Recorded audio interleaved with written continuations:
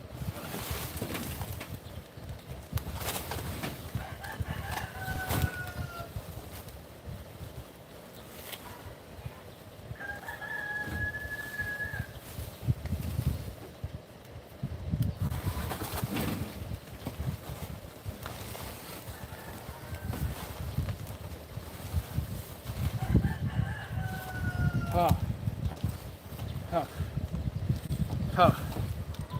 Huh. Ah.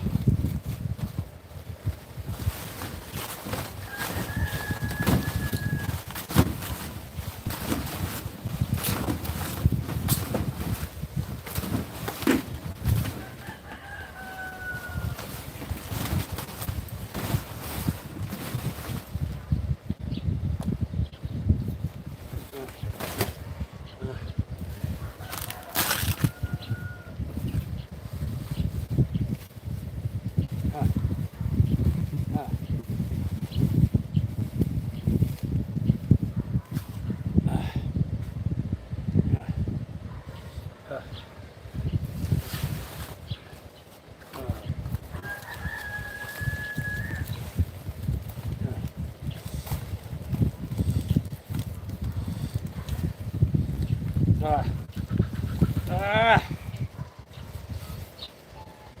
Ah. Huh.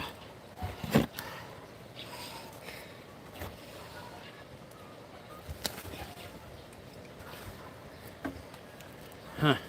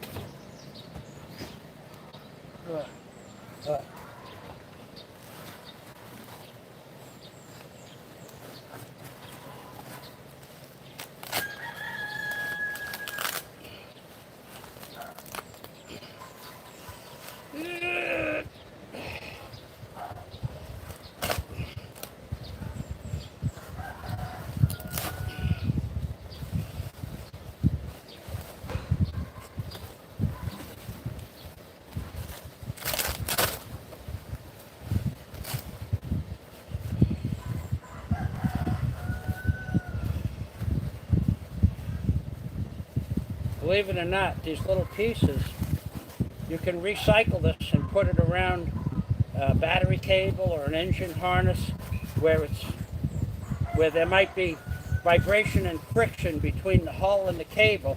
You can take a little piece of junk like this, put it in there, put a couple of cable ties on it, and you'll have a good buffer.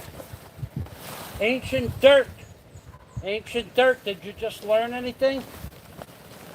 Ancient Dirt.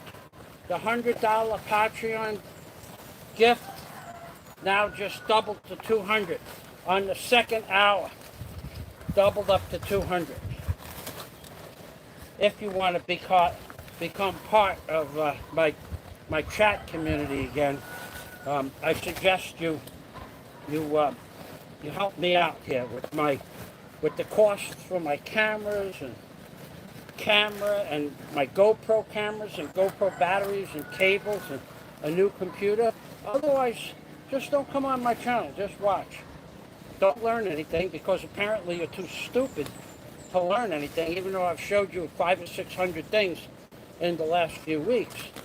Apparently your brain doesn't take in new information. So just watch. Now I know you're not going to give me $200, and that's okay. I can't demand that from you, but if you ever want to comment on my page again, I suggest you treat me with a little more respect.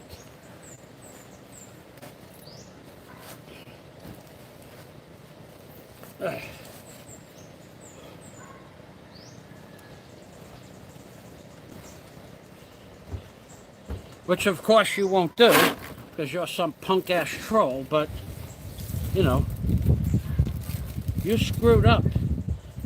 I knew you were a troll 10 seconds after your first comment 2 days ago, or yesterday. But I let it go, figuring maybe you'd wise up. So, Ancient Dirt, you know what you gotta do. Oh boy, we are feeling big wind, which means the possibility of a storm is close.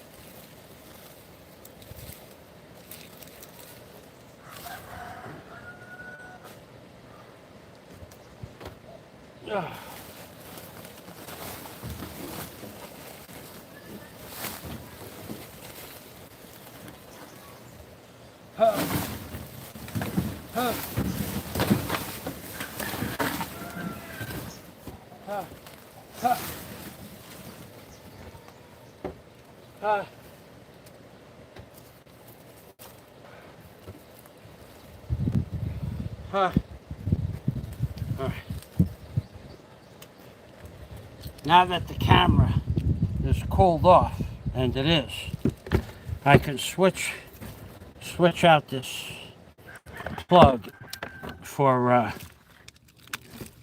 to blow a little bit, and then to wrap that up.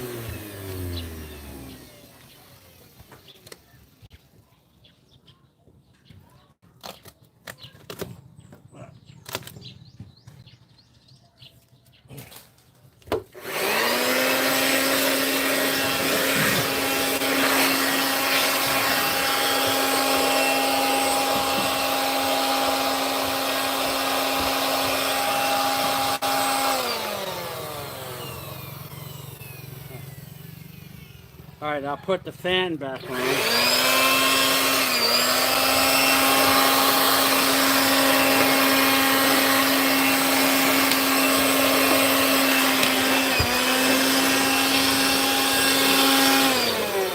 You know what I'm going to do first? I'm going to take the vice grips and put it on the crankshaft and see if it'll turn the crankshaft after I get a glass of water. So I'll read the comments. You'll have about 60 seconds to make a comment. And then I'm going to put a pair of 4-inch vice grips on the crankshaft to see if it'll turn over. If it doesn't turn over with 4-inch vice grips, then the corrosion block may or may not have worked.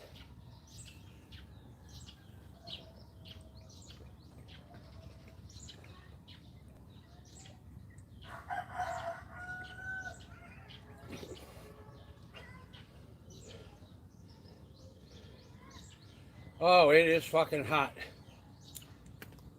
You know what? Most of the locals, not all, but most, they just work at this time of the day. They might start at 7, but they might start at 8. And then at 11:30, they disappear under a tree, under a house, home, the beach. They disappear until about 2 o'clock. They just don't work in this kind of heat. I don't blame them really, but I mean, I like the heat, but I'm very rare. It's very rare that someone like me enjoys the heat that much and can work in it. Not just enjoy it, but can work in it. There's a difference. Some people can tolerate it, but they can't work in it. I can tolerate it and work in it.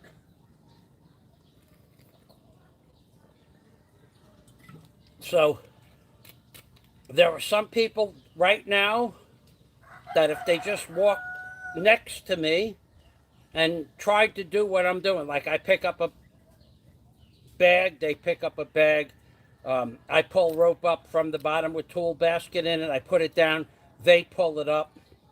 I tie up a rope, I untie it, they tie up the rope. I bend over to clean the floor, they bend over to clean the floor. They would have passed out and fell off the roof hours ago. A lot of people, especially people my age. So, and I know another man who I'm actually friends with that is 13 or 14 years older than me, and he's in much better shape than I am. I'll tell you that. I don't mention his name, but I could guarantee you, he could stand next to me. He could work me into a frenzy. I'd fall down and collapse if I had to keep up with it. I know a 78-year-old man that could beat me in everything I do, strength-wise, endurance-wise, working out in the heat, and fortunately, I'm friends with that guy.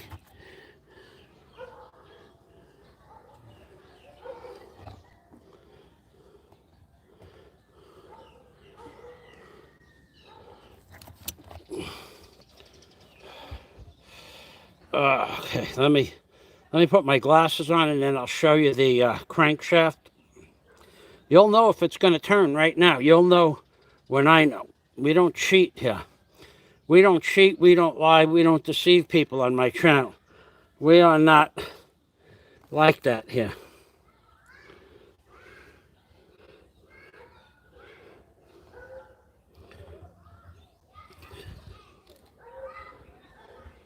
I did build the pyramids.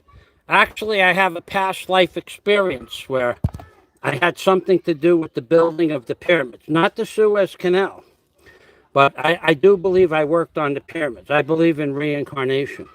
Thank you, JX. Michael, thank you very much, JX, for all the compliments that you posted today. Michael says, Scott Del Fuego, Michael can stay in the kitchen because he can't take the heat. I can. But let's find out if Michael made a boo-boo by leaving those pistons open. I forgot the corrosion block. I guarantee it will work. It should, because no water ever got in there, but it's only a pair of 4-inch vice grip. It only has to move a quarter inch, and then we'll know.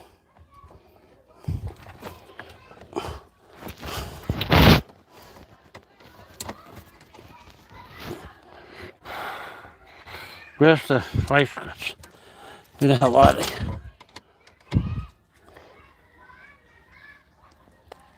Ugh. Where are they? Right there, okay?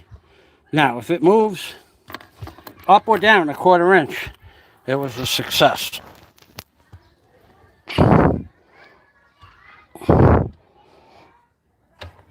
Look at that.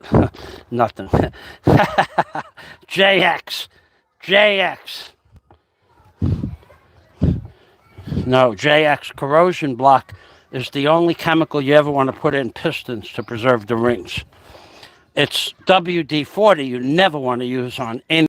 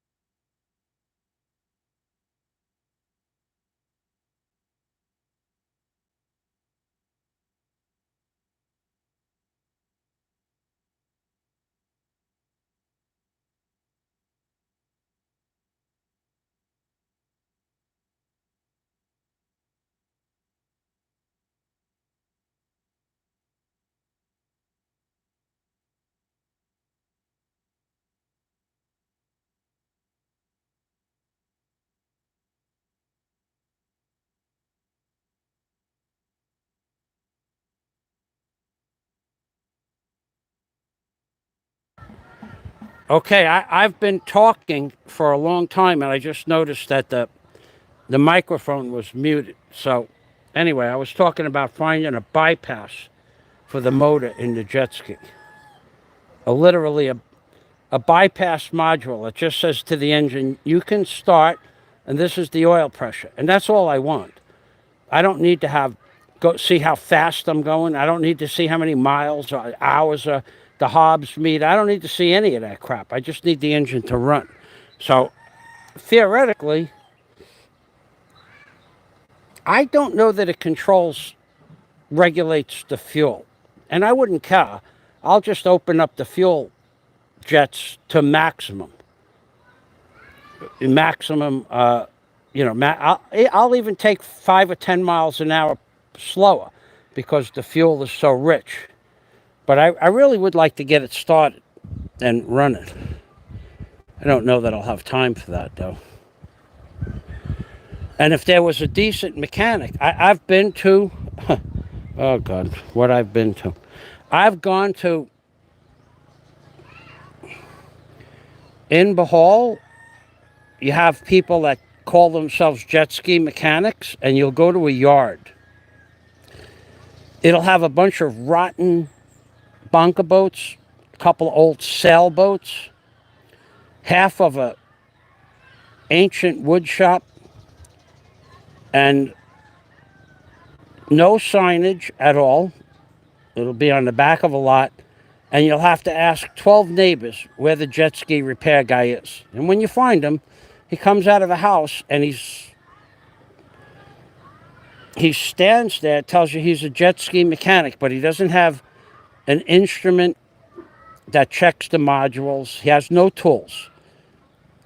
One fella brought me into his shop. He has a canvas bag with a couple of screwdrivers, a couple of vice grips, a couple of wire ties and snap ties, and that's what's called a mechanic here. That's a mechanic in the Philippines.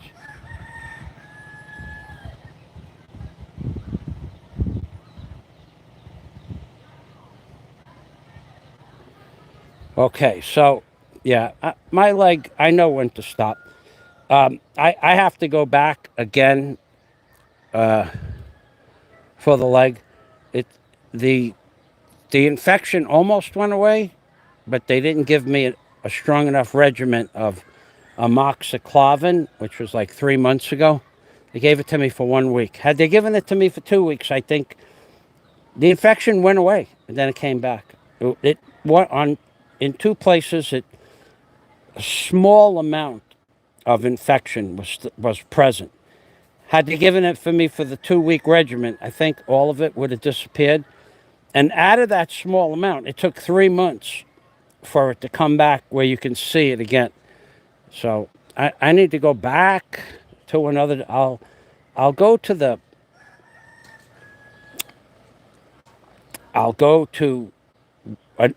try.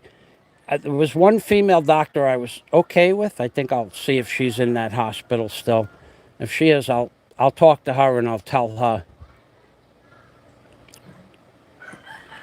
She was the only. No, there were 2 female doctors. One was a fucking idiot, and one was really good. So I'll explain to her what happened, how the infection almost went away with the amoxicillin. I did read that penicillin would be a better treatment.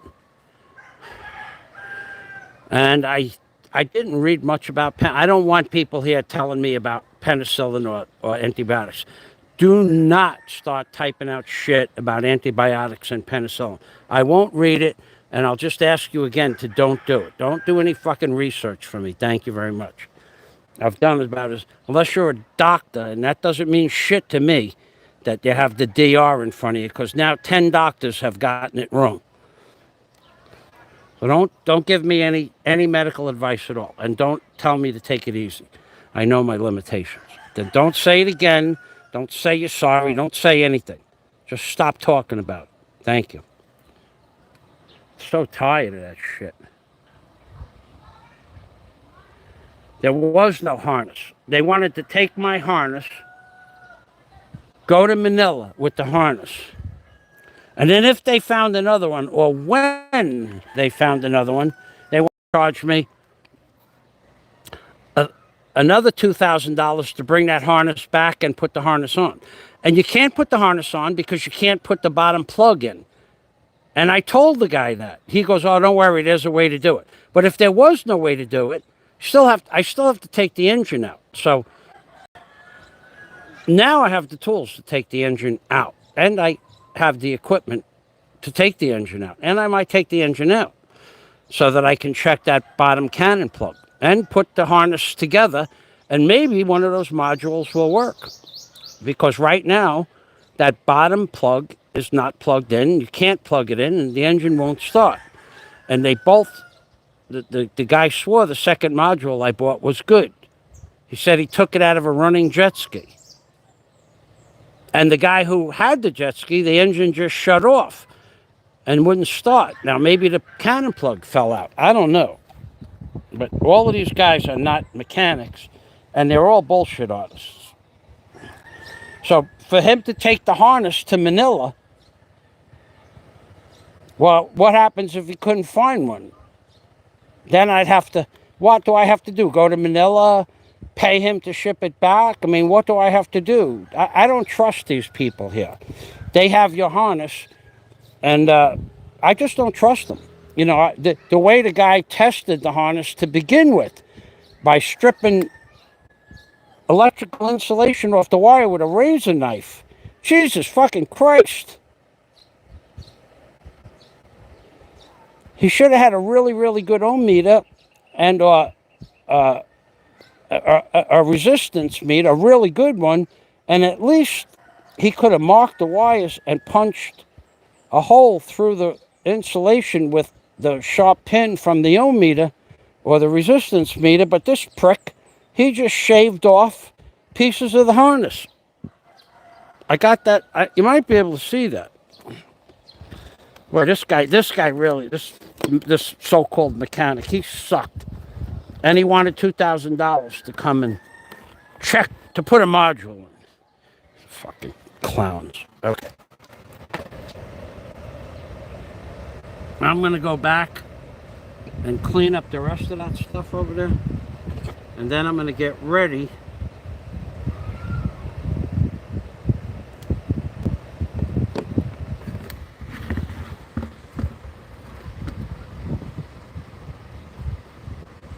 I'm going to get ready to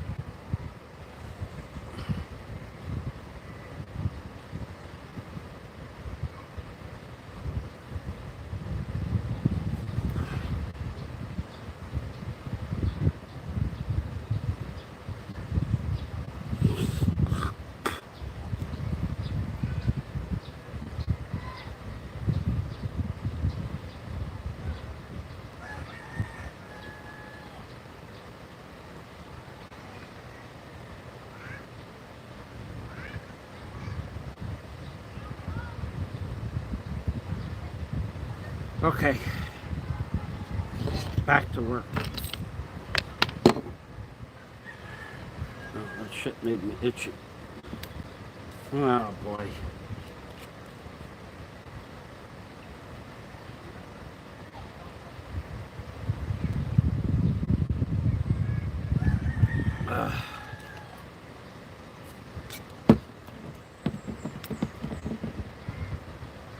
Oh boy.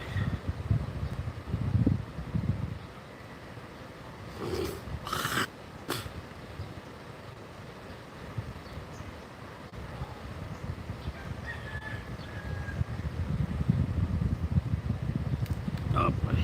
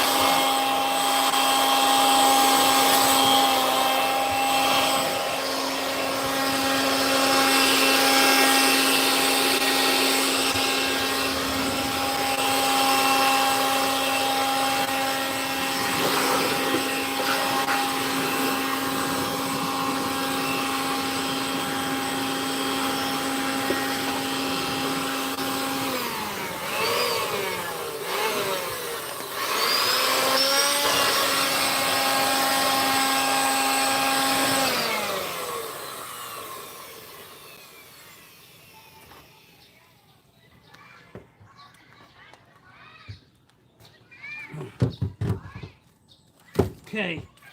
All right. I'll take a 2 or 3 minute break. I'll check the comments, and then I'm gonna drop the nose of the jet ski down. I have it propped up I have it cribbed up. And if I remember correctly, that jet ski was balanced to within 40 pounds on the tongue weight. So I think I could, balance it with one hand. Okay. Ah, shit.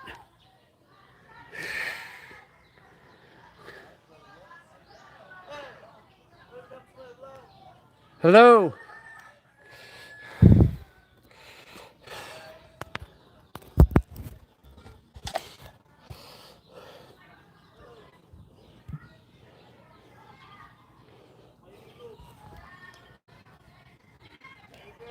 Hello. You want to be on YouTube?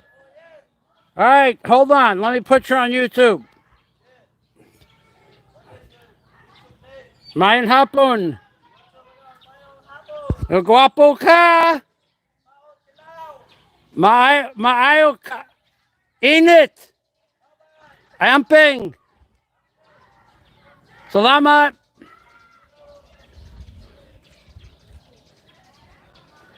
Ha.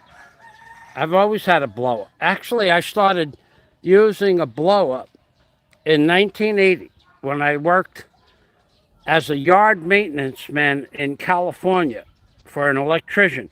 I worked for an electrician, but at night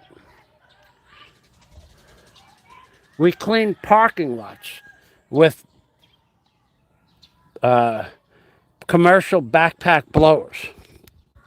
That was probably the dirtiest job I ever did in my life. You had to get dressed from head to toe and use a respirator because the parking lot had all that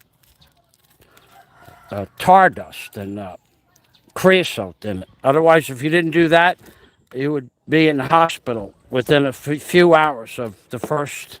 That was a mess. Okay, so I'm going to drop down the front tongue, and if I remember correctly, I'm going to put 2 batteries, 1, 2, and a bucket of water on the back there, and that should make almost the tongue weight from the front. Now, I haven't moved this in years, but the 2 batteries made the tongue weight in the front less than 40 pounds. So let's find out how my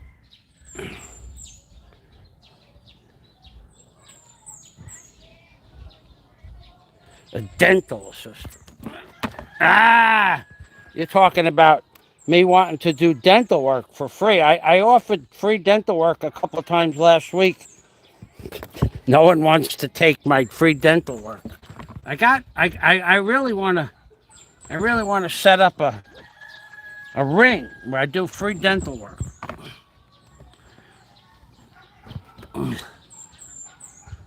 Okay, so let's see, where are we here? Oh shit, I can't see again.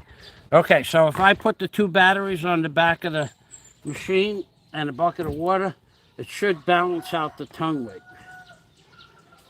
If I remember correctly, I think that's all I need, but I have rocks in case that's not enough.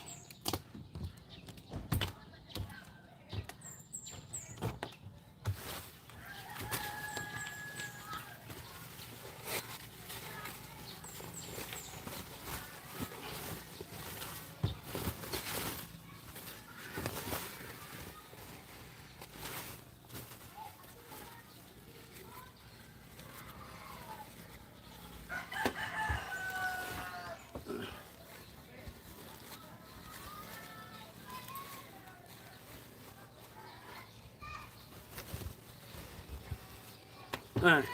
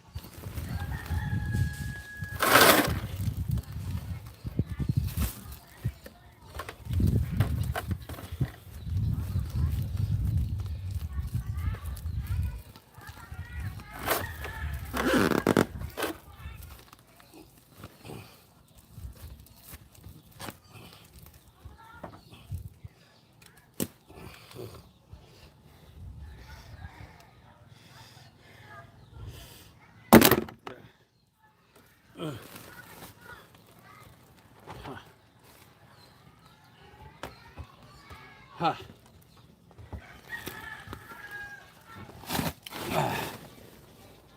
Oh, boy, I had a lot of shit on that jet ski. Okay, 2 batteries. Here's one.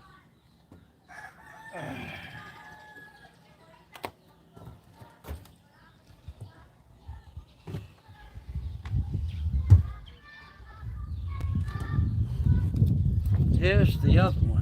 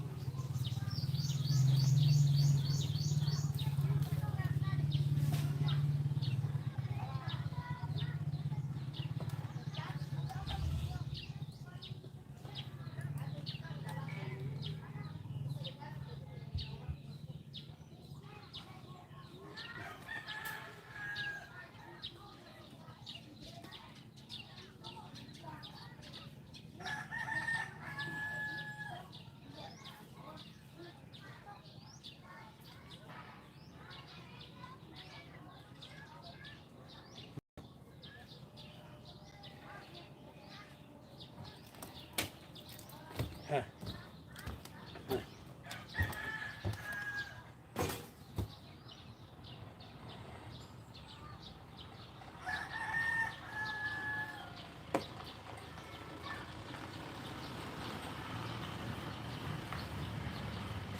Huh. Huh.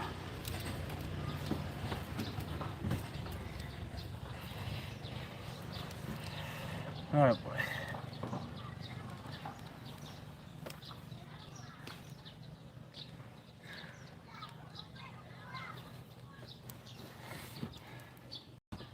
Huh.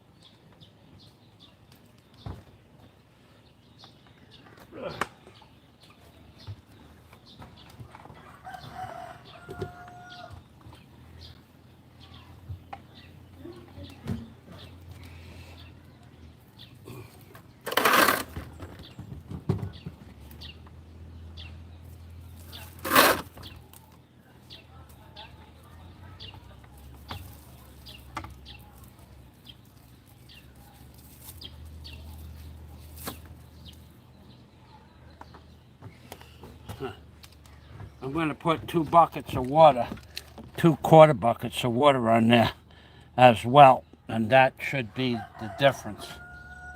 Because I don't have the seat on there, that's another 20 pounds that I forgot about.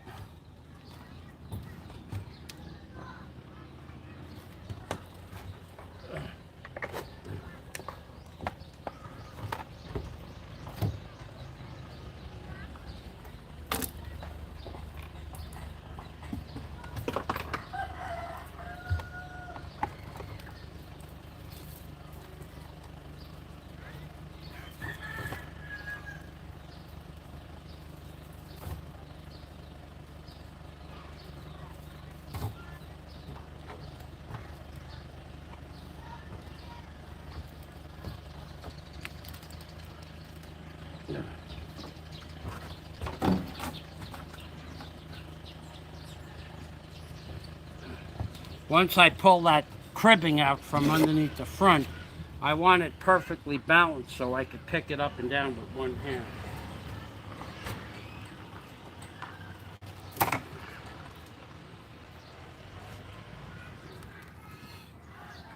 Huh.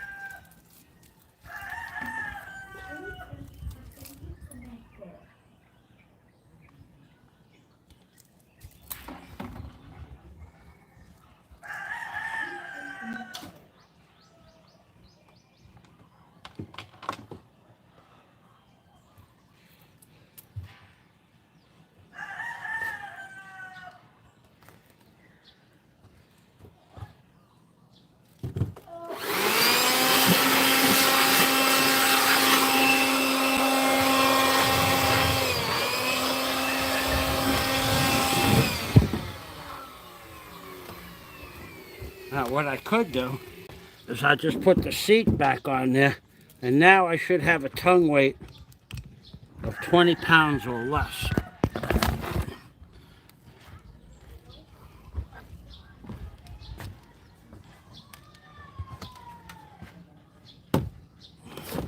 I also have another 8 pounds of glue here.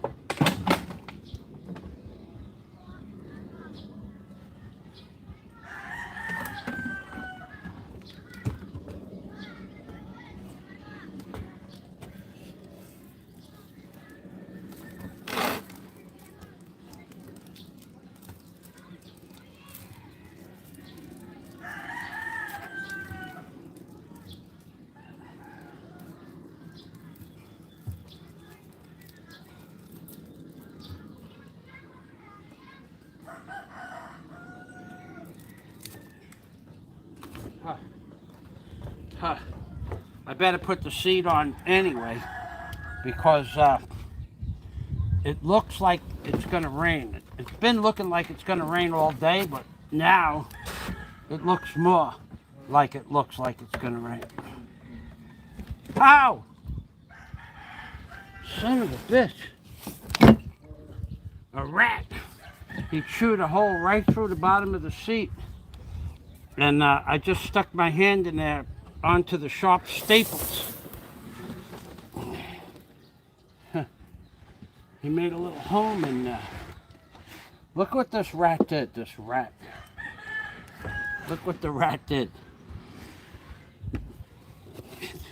There was a hole here. And then he made the hole on the other side here. There was a hole here. And then he made the hole on the other side big enough for him to go through in and out. And I just stuck my hand in there, and those stainless steel staples are still sharp.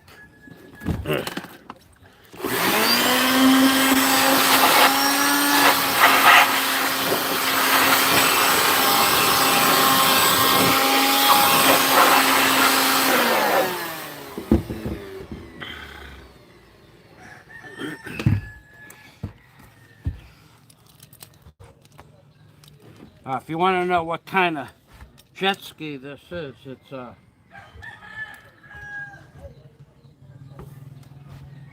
G is in golf, Sierra, X-ray, Rosia.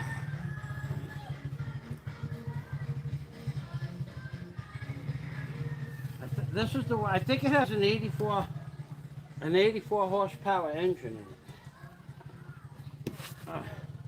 Or it goes 80 miles an hour, one or the other, or both.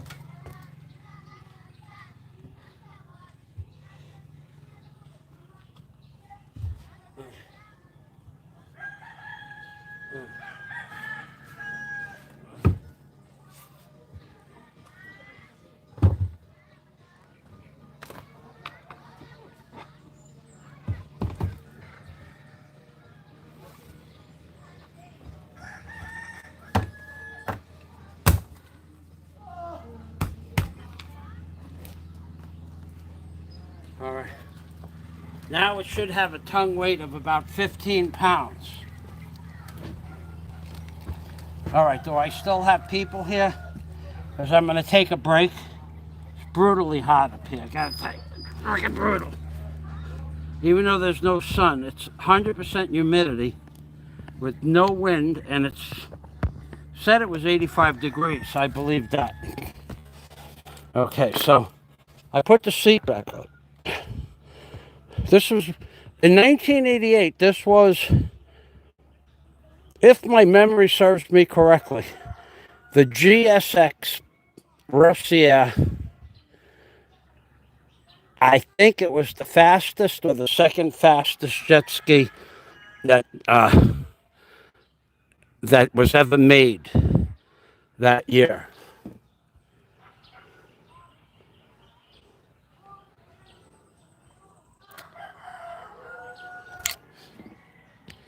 What the hell are you talking about? Sea and land. It was a 1988 jet ski. What do you think?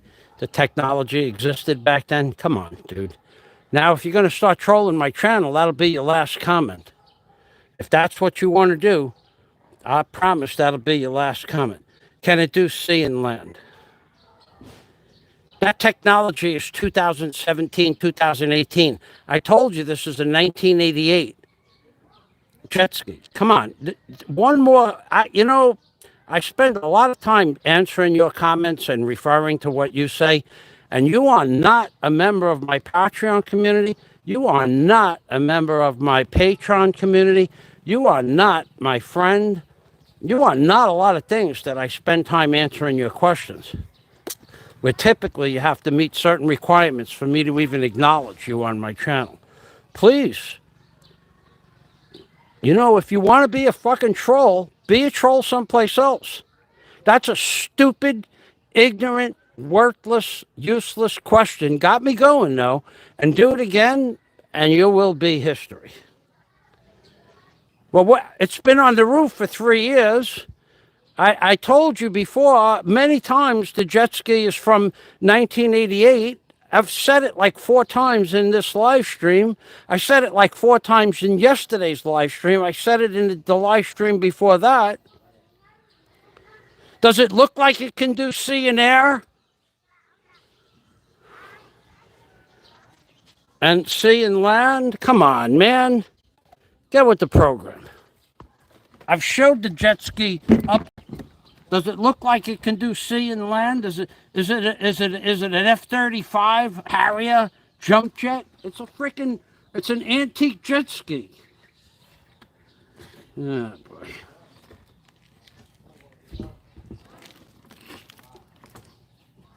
Oh boy. Thank you for saying you're sorry. Don't do it again, dude.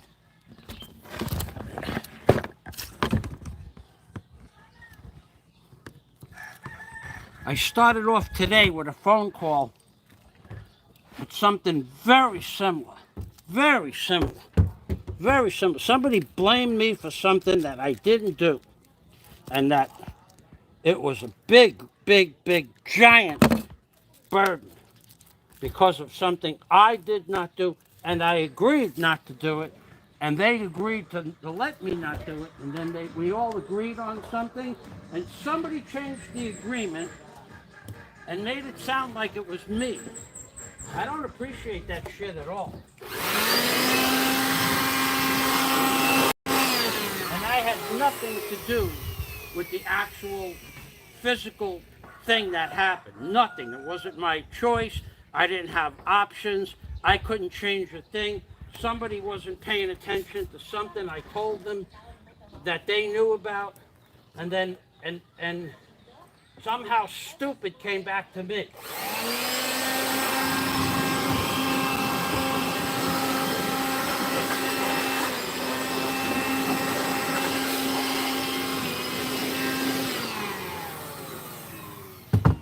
You're worried about my leg. All you people, you're all just such wonderful people. You got people out there doing fucking jack shit on YouTube. People sending them $100, $200, $300 donations. I sit here and teach you people shit all day, and what do you give me? You give me fucking squat. Don't comment on my channel anymore. Do me a favor.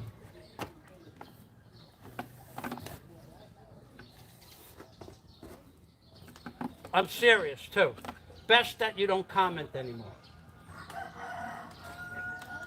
You're not my friend, you're not my Patreon member, you're not a PayPal member. Just best you go away. Well, just watch. You think I'm kidding? Oh my God. There's a lot of things I am, but kidding around about shit like that, no, that's not one of them. Best you go away.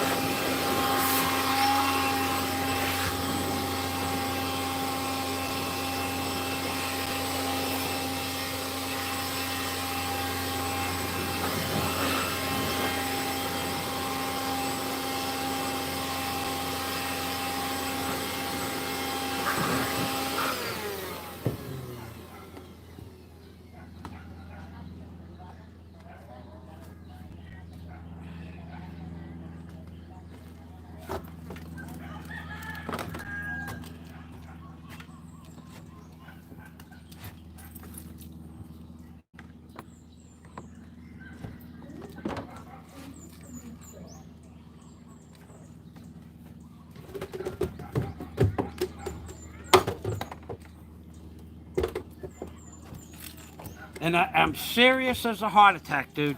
I really mean it. You people send, not you, I don't know you, I don't know a fucking thing about you. I don't ever want to see a comment on my page again from you.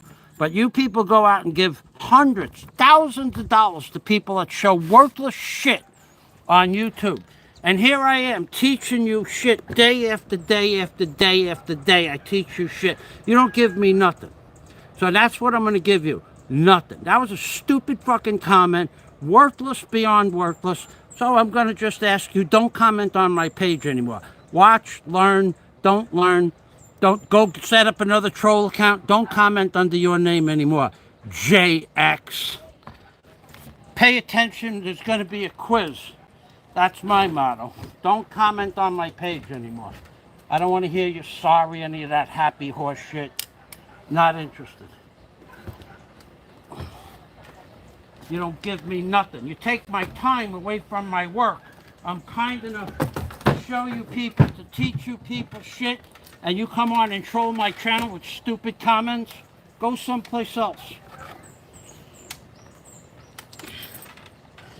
And don't think I'm kidding. If you made a comment, retract it, remove it. Don't say you're sorry. Don't do nothing. Just go away. That would be doing me the biggest favor you could do. Take my time to teach you people shit, learn you stuff that you'll never see anyplace else on YouTube, and you gotta break my balls. Really?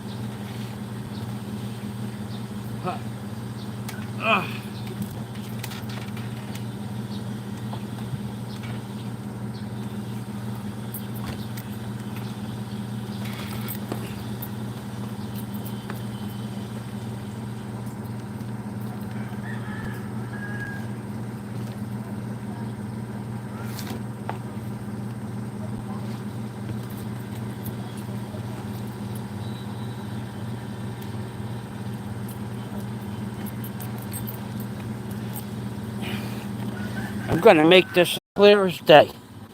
I'm going to say it again. I've said it before. You worthless commenters, you worthless people that come to my channel, and you ask me questions all damn day. And I take the time in my life to answer your stupid questions, even if they're intelligent questions. You're not my friend. You've never super chatted me a penny. You've never sent any money to me. I buy cameras. The cell phone costs more than most people's computers, most people's cars. I spend on equipment in the last 2 years. You people give me shit in return. But a girl that wears a short pair of panties and a bra, you give her $200,000, $500,000 for nothing. $80 super chats. Okay, I don't have a super chat button, but you still don't give me jack shit. I don't want to answer your goddamn questions, okay? I don't want to answer your questions. I don't want to see your name on my channel again. Okay? You've not done a damn thing for me. You're never going to do anything for me. You just take up my time, and now you're interrupting my work flow. I really mean it. Go someplace else. I don't know how to put it any plainer than that. In the last year, I spent $3,000 on equipment so I could make videos for shit healers like you people on YouTube. And what have you given me? Nothing. And you want me to sit here and chit-chat with you all fucking day. I really want you to go away. I'm not kidding. See one more comment from you, I'll go downstairs and block you permanently. Don't come on tomorrow. Don't come on next week. Just take it. I'll let you be on the honor system that you're not going to comment on my channel anymore. Okay. And anybody here that wants to confirm what an asshole I am, I'll give you 2 thumbs up. Jesus Christ, I probably spent 2.5 hours in the last 3 days answering your stupid fucking questions. And what have you given me? Nothing except more questions. Oh, you should take care of your leg. Like you give a fuck. Are you going to pay for my next hospital visit or my medication? No. You're like one of these, you're a troll, dude. You're a troll. Get off the channel, don't come back.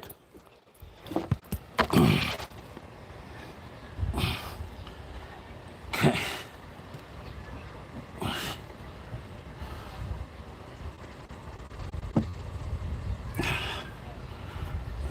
Now I got to pull I have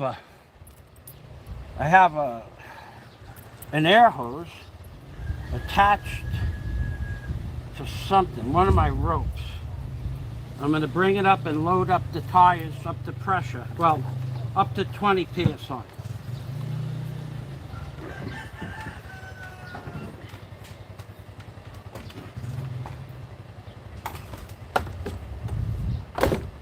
Fucking people, you want to sit here and chit-chat with me all day and you don't do anything for me in return.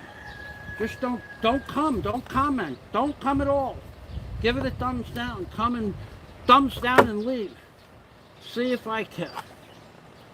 Jesus Christ, you got nothing else to do but to break my balls.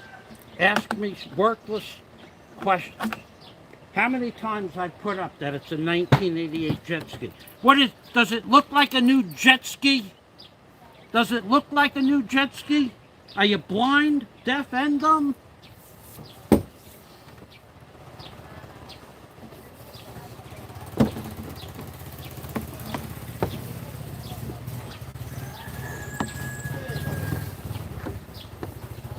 I even told the story this morning about the asshole that wanted to come in 2014, 7 years ago.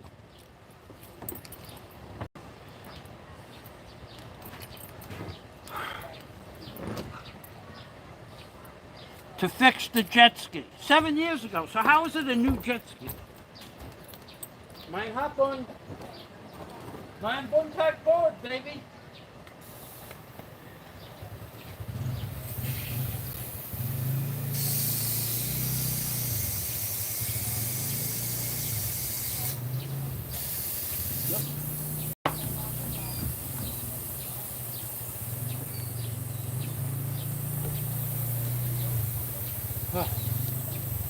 Huh.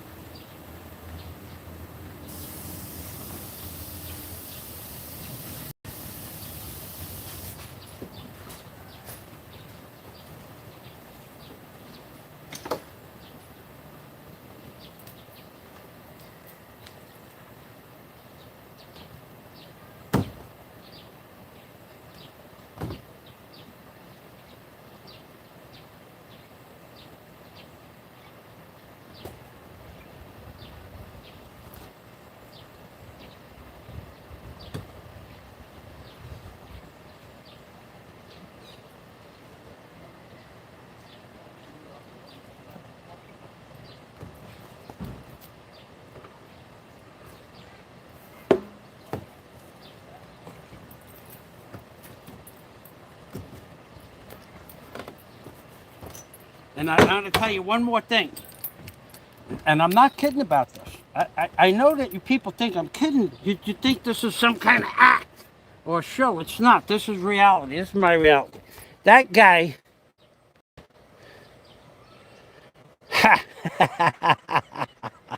Yes, Sabang. It's a 2022 model. Asshole. How you doing, Sabang? So that guy JX, when he doubted that corrosion block would keep the pistons free, and then he goes, "Well, I don't know about that corrosion block." That was like when Moses doubted the Lord. I said it before in the video.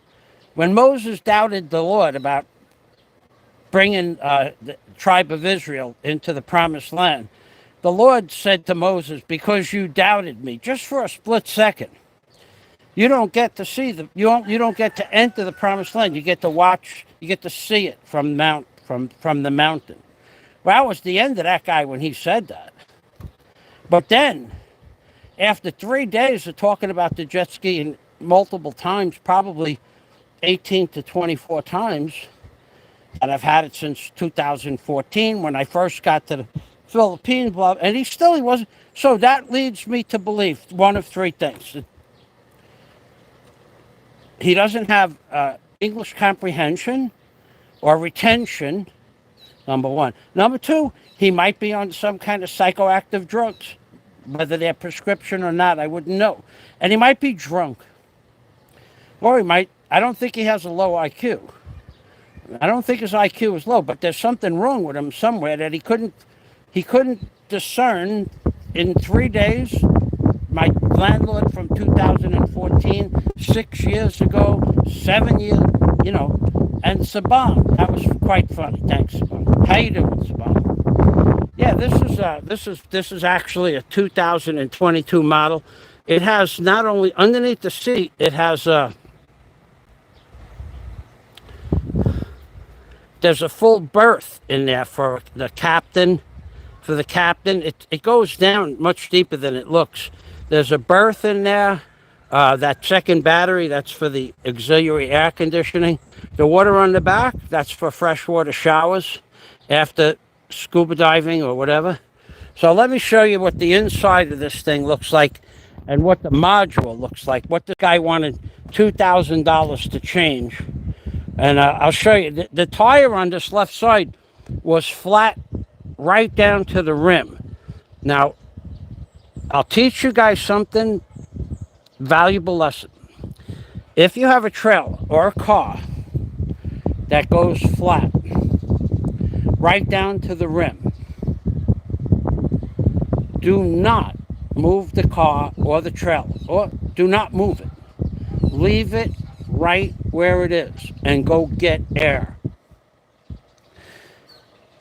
Because even though that tire was flat right down to the right, the rim was sitting on the tire. If I was to have rolled that jet ski, it would have broke the bead off the rim. Then I would have to reset the tire onto the rim using a rope and a cable, or a rope and a 3-foot crowbar I would have to do that. So that would, or bring it somewhere and have them remount it. I know I could do it, but I mean, so do not ever move a flat tire down to the rim. Don't ever move it at all.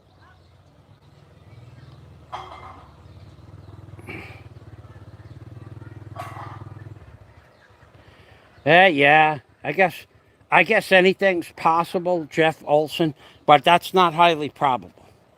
But she's a sweet girl. She was always a sweet girl. She's just, at some point in your life, two people decide that at this time, and even still to this day, I think we're not compatible. And she believes the same thing. So thanks for the warm wishes. See, that's the kind of comment. If you, well, thank you very much, Jeff Olson. Yeah, Daisy, nobody ever will ever hear me say a bad word about Daisy. That just isn't.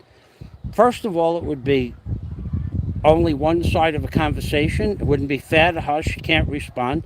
And I really don't have anything bad to say about Daisy. We're just two people that wanted different things. And when you hear stories that Daisy was my slave, I made her do welding, no. Daisy, Daisy liked welding as much as she liked karaoke. In fact, she was a lot better welder than she was in karaoke. And I used to kid around about that all the time. But she loved doing welding. She loved setting up the tools in the morning. It was her pleasure to do that. She was an amazing helper and worker. She liked doing that. She actually liked doing it. She was learning how to run the machine. I have no animosity towards Daisy. For what, and I never will. I never did either. I'm not a jealous person, so if I could help her out in any way, if she ever really needed help, I think I would.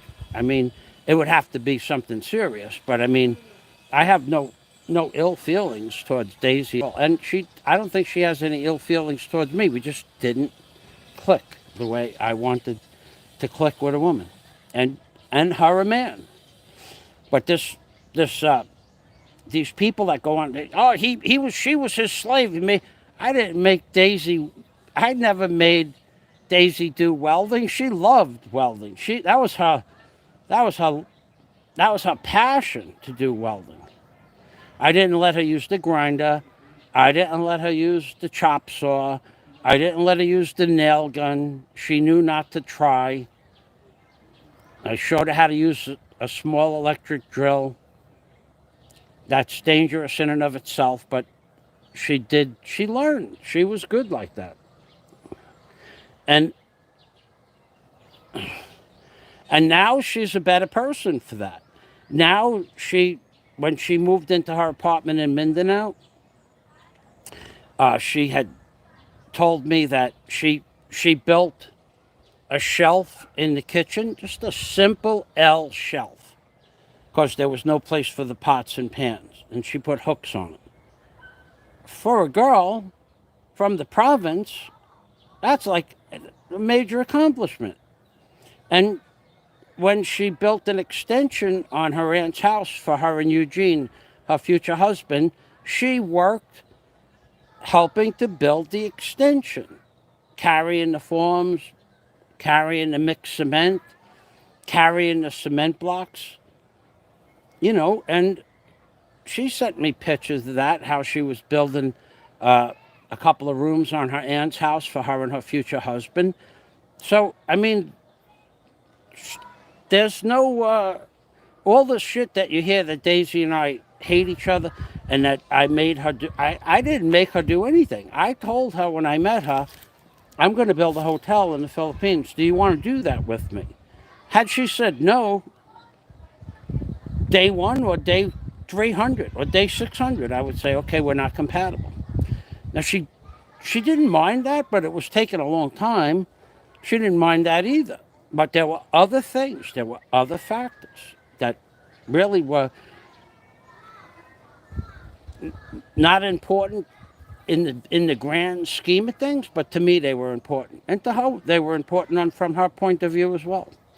But nothing that we fought about and said, I hate you. We never did that. Not like these freaking trolls on YouTube. So thank you, Jeff Olson. Appreciate that. And I did. She improved my life by making me understand. She made me understand the mindset of Filipinos. Not just hers, but Filipinos in general. I mean, we had neighbors. They were with no arguments with the neighbors, but in real life, I would not be friends with the neighbors that we had. I mean, I would have nothing in common with them. But they had 1,000 friends.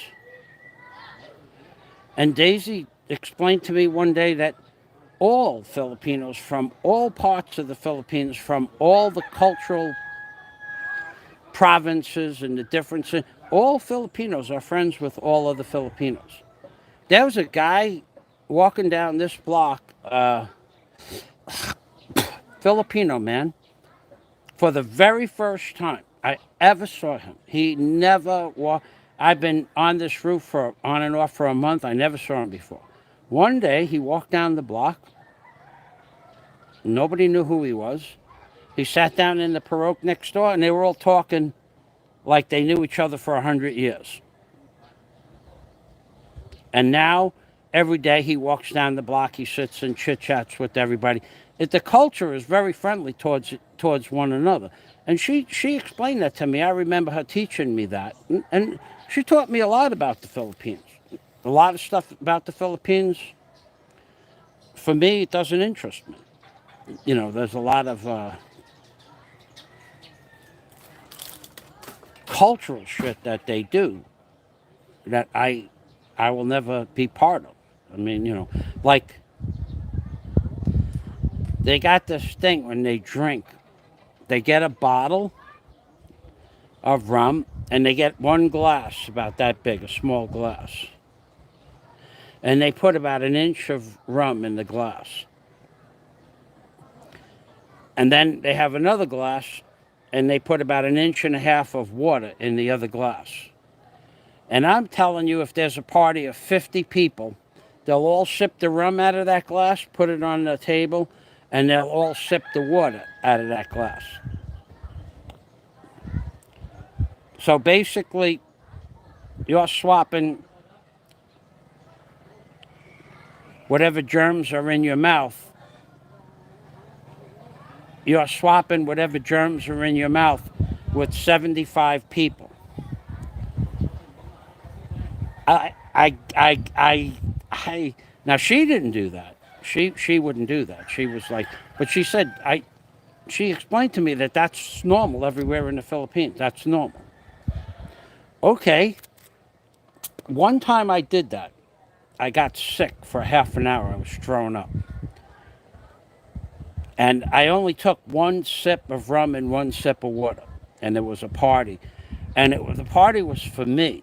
It was, I met a girl in 2014 that lived out in Anda, A-N-D-A. And, the family wanted me to marry this girl. I knew her for exactly a month online. They wanted me to marry this girl in a way that you wouldn't believe. And so they threw this party with like 75 people, and I was the guest of honor. So I did that, and I had to walk away. And I have the videos of me in Anda. If you look on my channel, Anda, I have the videos of the family and the people drinking out of the glass. I did that one time, and I won't ever be able to do it again. I would die first. So this fellow, Jeff Olson, says, one of the strange things about friendship is time together isn't canceled out by time apart. Well, Jeff, I'm a different person than I was, and she's a different person than she was. I actually hope things work out for her and Eugene more than I would think they would work out for me. I really hope that it works out for her. She seems to be what she wants, and I wish her the best in that. So I'm going to stop talking about that because I want to put air in that tire. I'll show you what I meant about the rim. And actually, I want to pop that front hood off and show you the module that this piece of garbage in Manila wanted $2,000 to take the module out of the machine and take 3 screws and 3 cannon plugs off the machine and charge me $2,000 to put a new module on. Okay, so where are we here? We're here.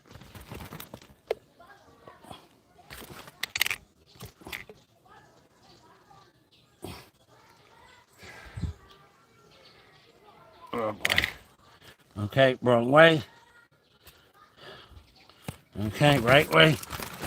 Okay, well, you can't see it, but this tire was flat right down to the rim. It was sitting on the rim right there. So I'm going to finish putting air in here. I'm going to bring it up to 40 psi. I mean,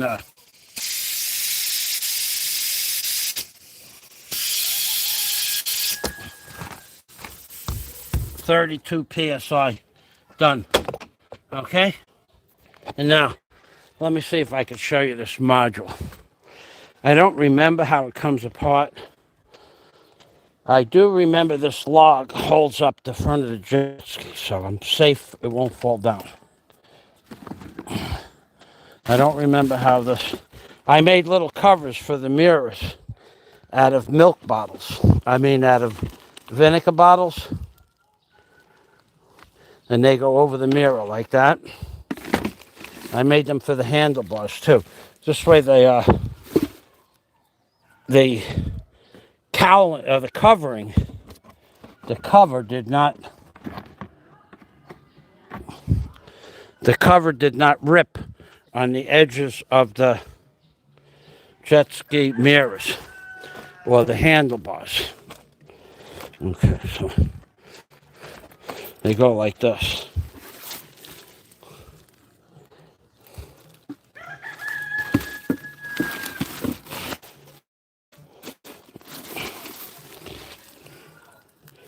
You just slide them over there like that, put some tape on here, and that keeps them, it keeps the covering from chafing in the wind.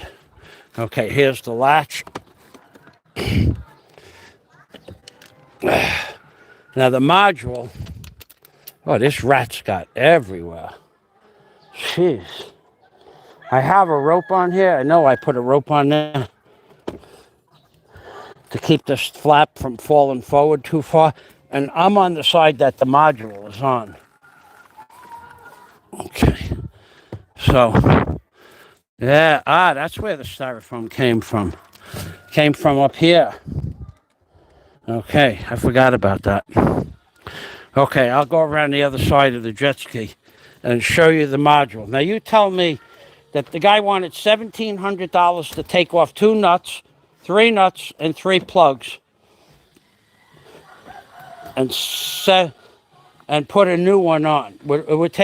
It takes about 4 minutes maximum once you open up the cover like I just did, and he wanted $1,700. There it is right there. That's the module. 1 nut here, 1 nut here, 1 nut there, 1 on the bottom.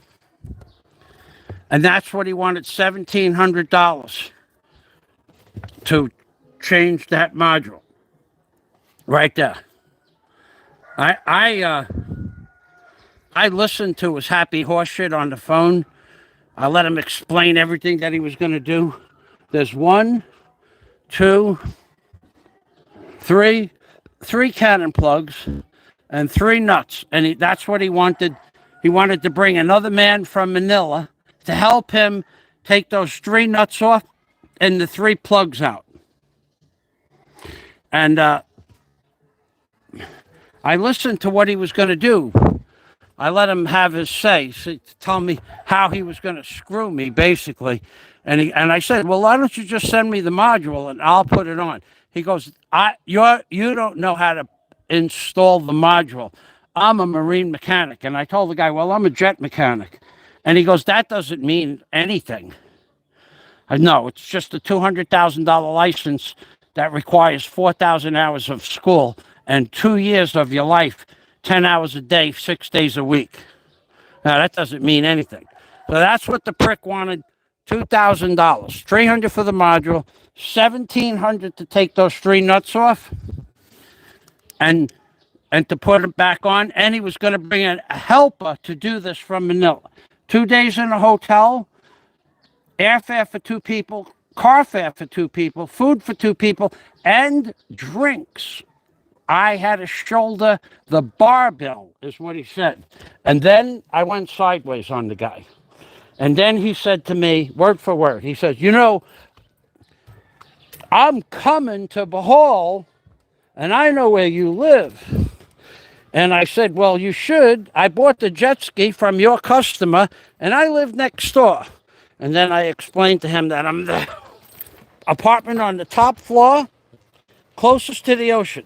Don't knock on my neighbor's door and bother my neighbor. Come directly to see me. And that was the last I heard of him. So,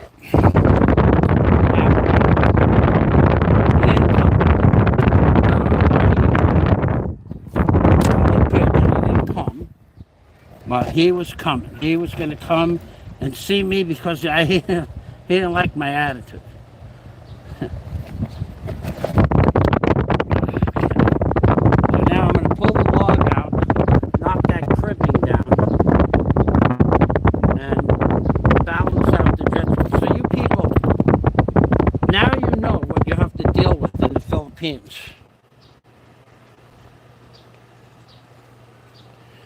And this is right across the board. Automotive repair, parts, sales, anything that has to do with mechanical work, white men pay more. Lot more. Many, many times. More. More.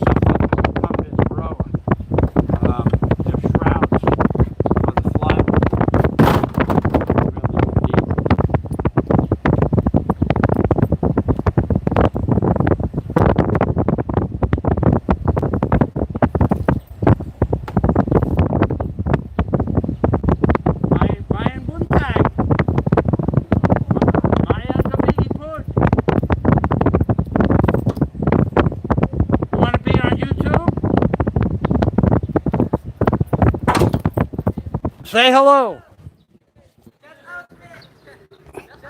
Guapo.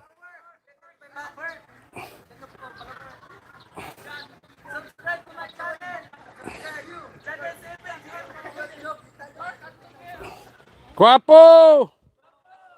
Salamat. Amping.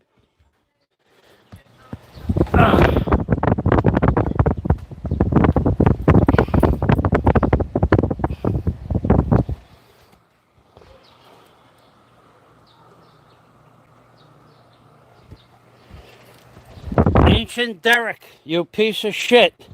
I told you, don't come back on my channel. I knew you were a troll from day one. But you don't listen.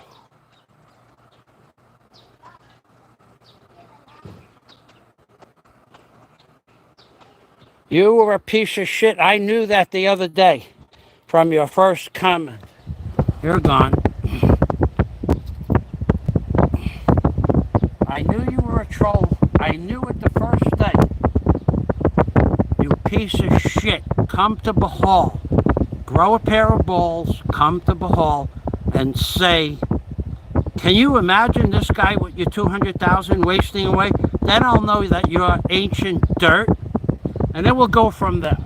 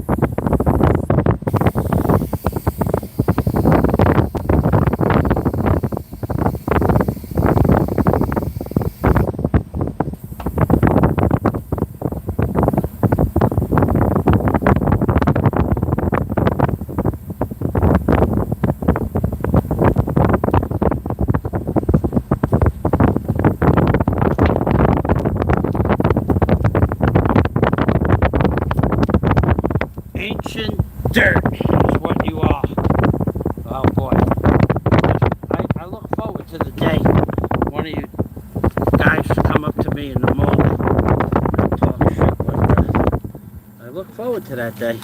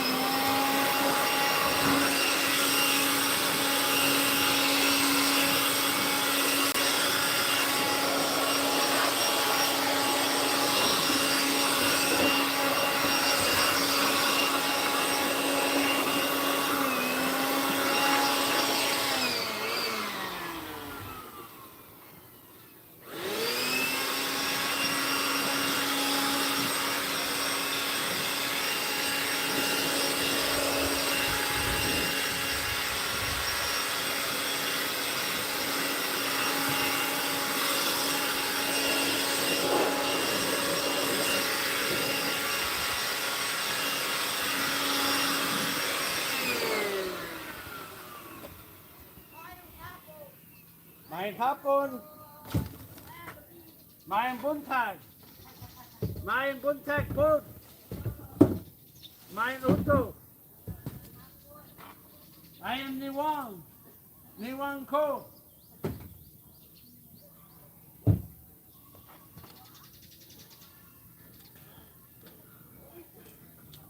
All right, so we're going back. We're going back in time.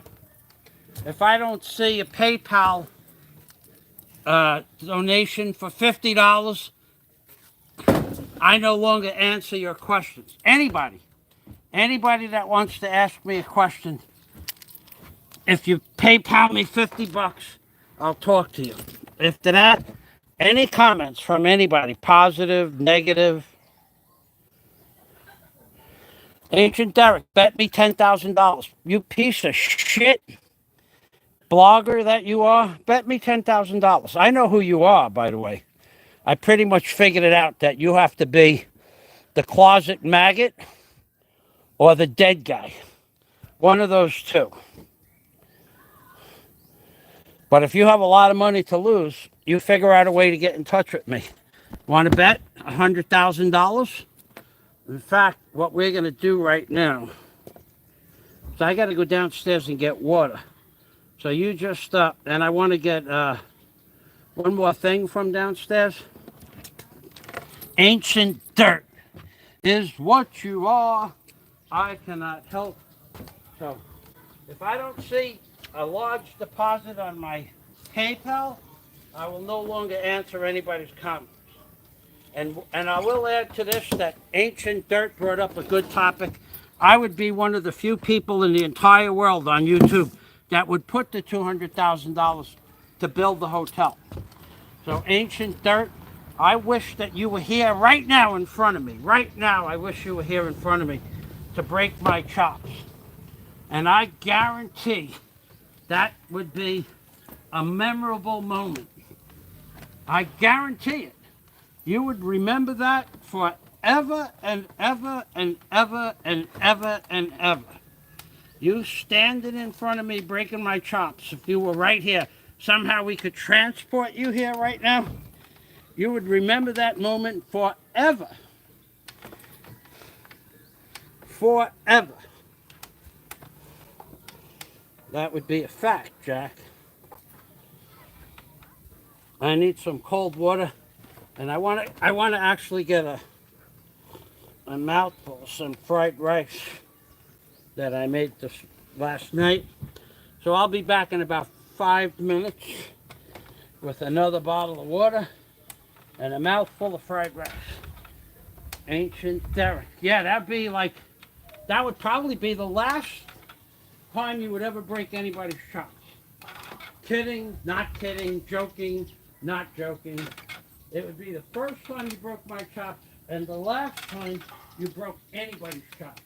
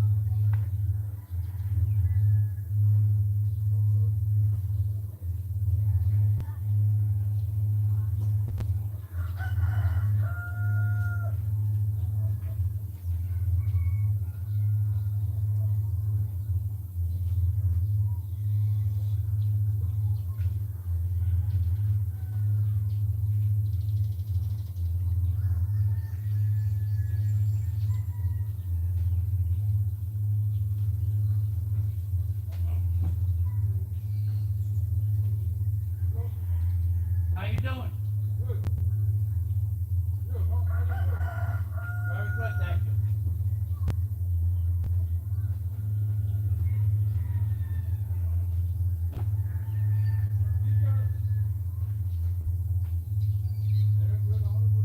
My backhoe, yeah.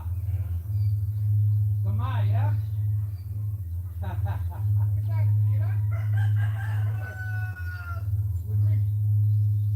Too big.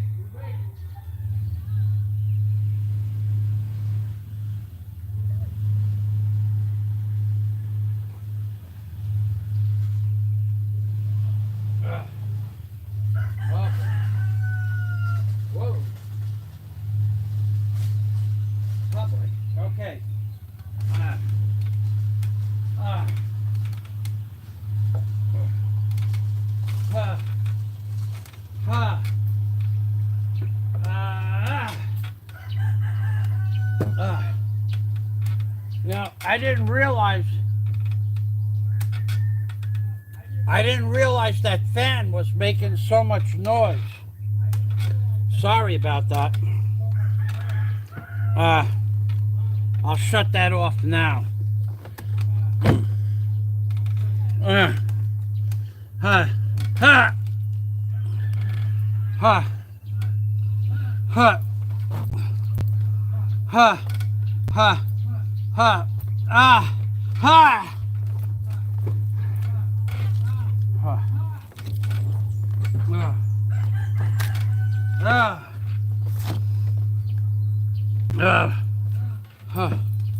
I had no idea.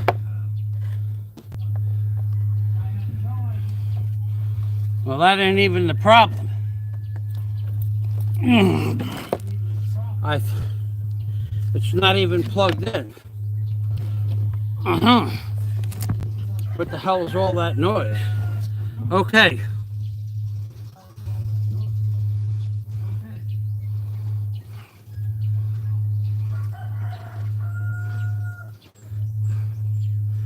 You know,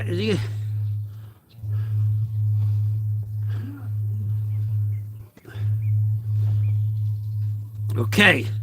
All right, so anybody can comment anything they want. I will no longer respond to anybody I don't know personally. I mean personally, where I talk to them on the phone, Skype, so on and so forth. No more bullshit with people I don't know who the hell you are. Ancient Derek got me for about 15 or 20 chat conversations. I knew he was a troll on day one, couldn't prove it until just now. So there will be no more conversation with anybody. I don't care if you say Jesus is going to bless Michael. I don't care about any of that happy horse shit. Don't leave any more comments on my channel and expect a response.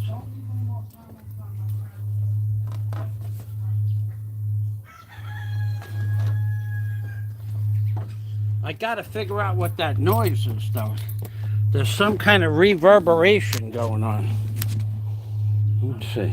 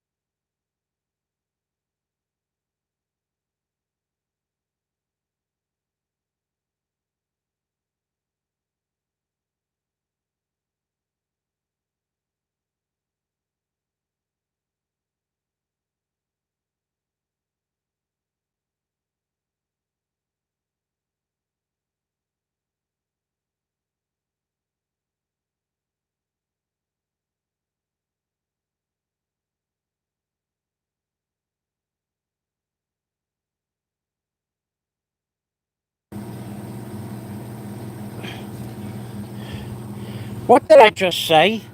Didn't I just say don't give me any comments unless you put $100 in my Patreon or my PayPal account? Didn't I just say that? And you want me to put my Skype address on there? What are you, stupid? Put $100 in my PayPal account, and in a few days when it clears, I'll send, and you send me your email address, I'll send you my Skype number. Are you stupid? Didn't you just hear me say I'm not going to respond to any more comments? I put my Skype name on here, and I'll have 1,000 trolls sending me Skype requests. Give it a break, asshole.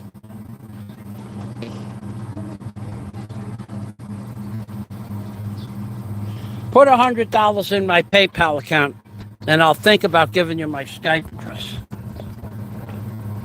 Okay.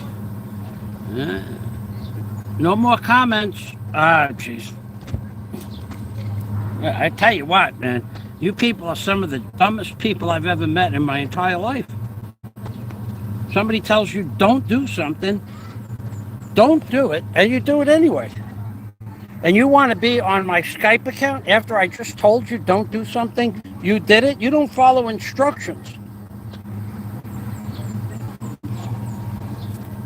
Okay.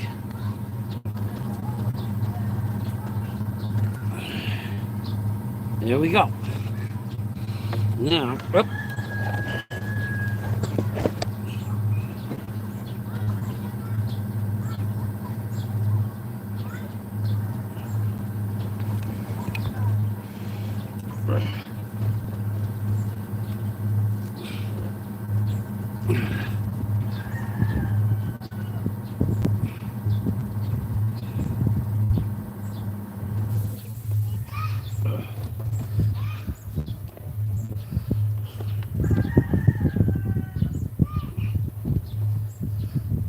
Still don't know what that damn noise is.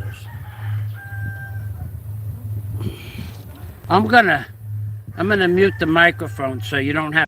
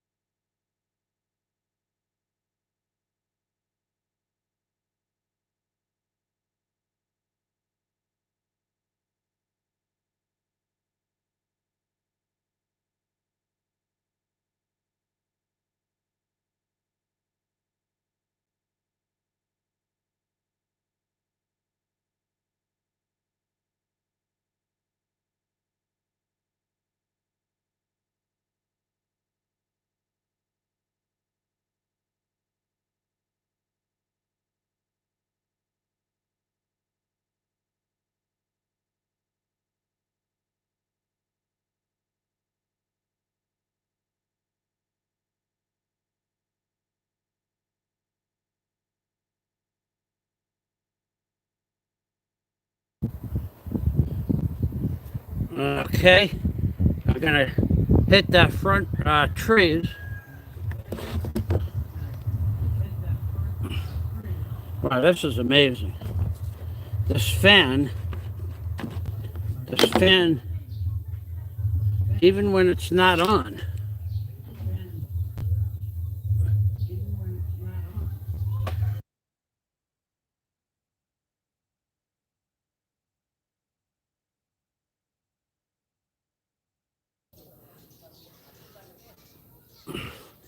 I don't understand why there's so much reverberation. I don't even have the fan on now. See what happens.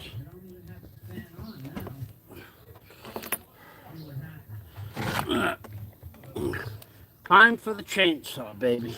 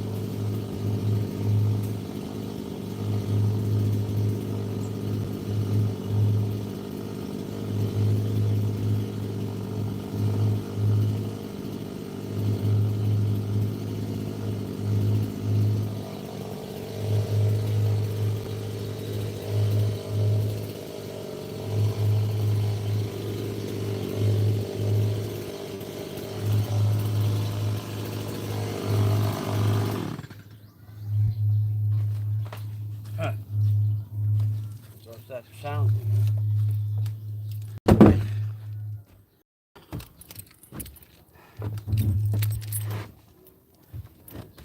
Ah.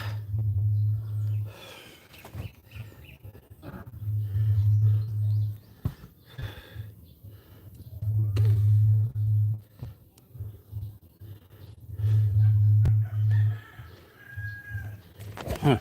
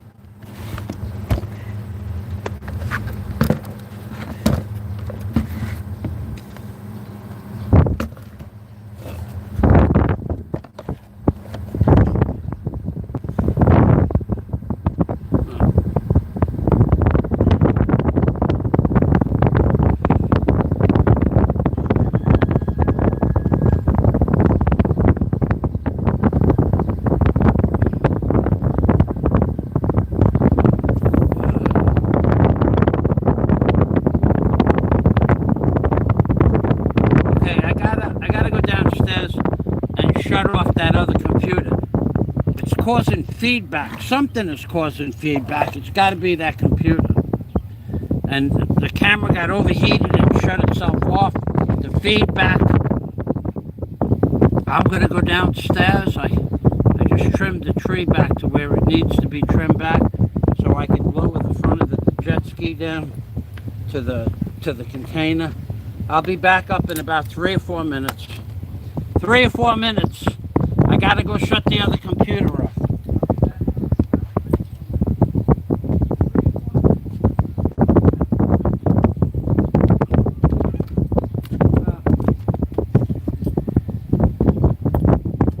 I don't know that that's the problem, but I don't know what other the problem could be.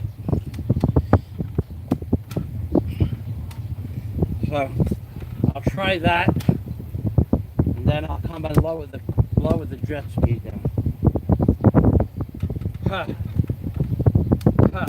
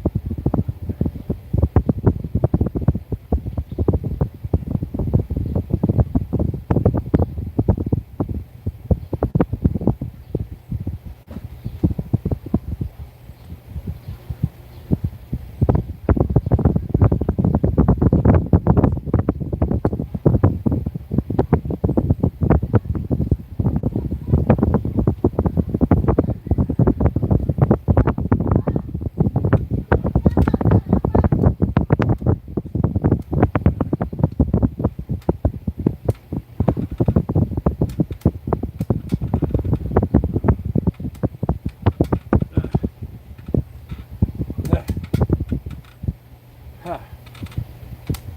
Mhm. Well, now we know not to put uh, the bottom computer on sound with the top, because that just cost me a trip up and down the ladder.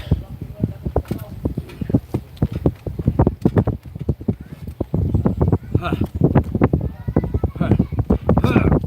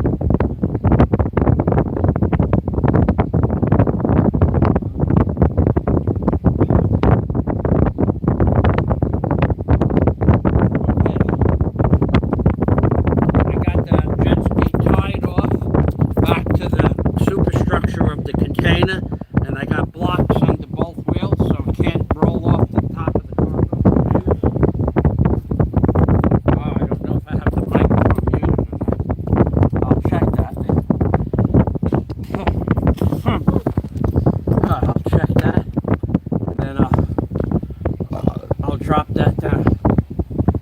Oh. Oh.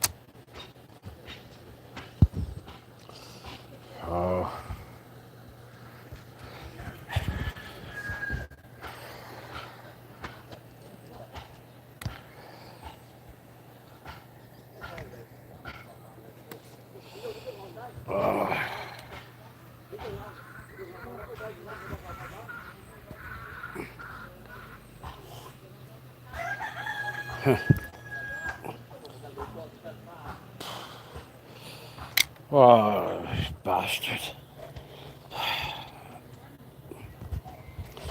Oh, something, when this thing gets hot, it doesn't work right.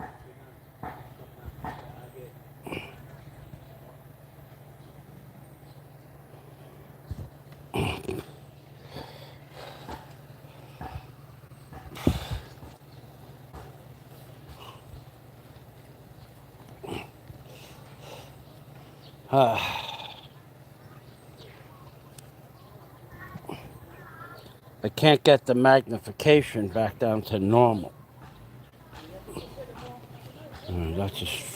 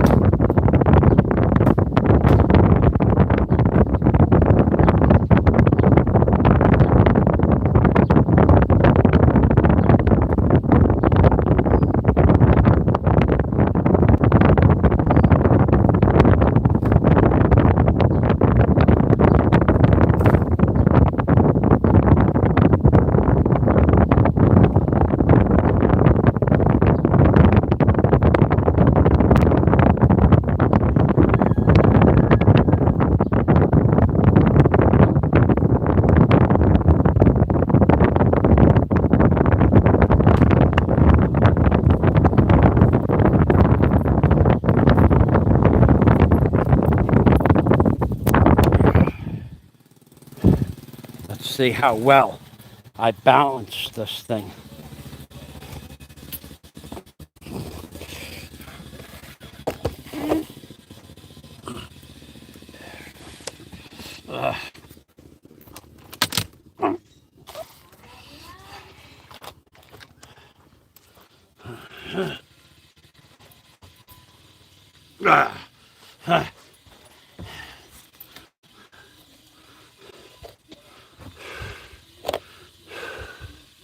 Oh boy.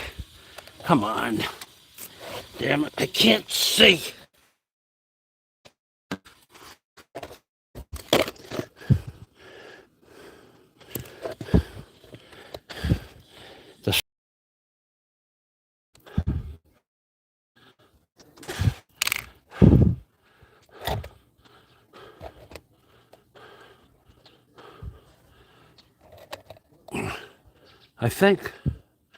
I think that's it. I think you should be able to see it teeter-totter down.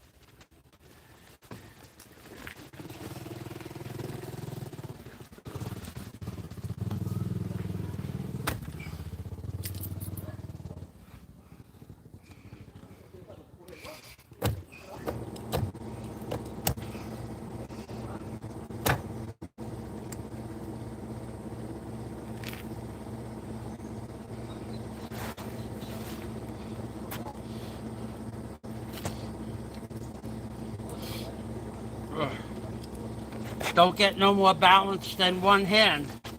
One hand down, one hand up. All right, I put extra weight on the back so I would have a negative balance in the front. So that worked out perfect. So I know there's a 40-pound differential. The 2 batteries usually make up the difference. But in this case, I put 2 batteries in a bucket of water, which was 80 pounds.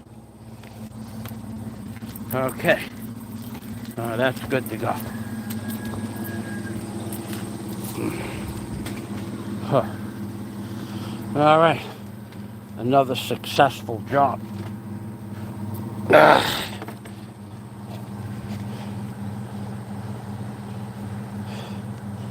All right.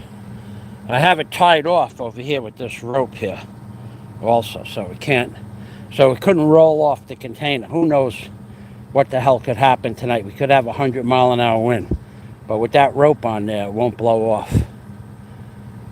So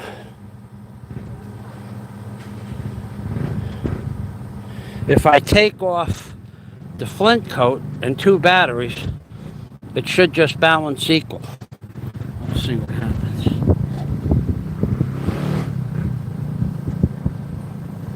Oh boy.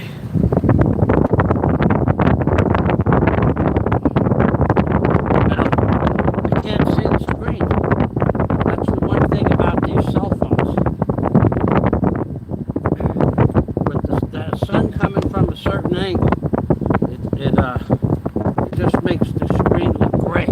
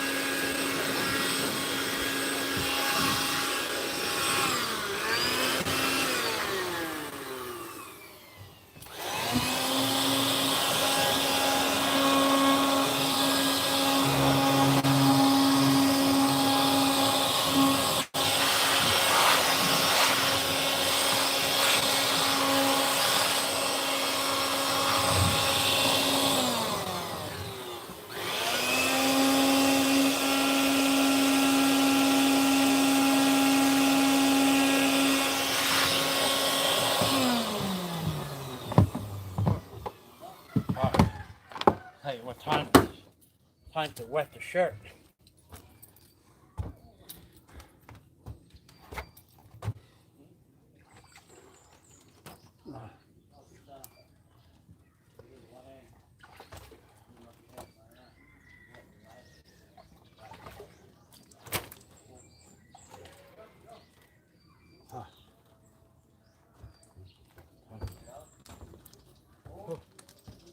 Holy shit. Hot. Hot, hot.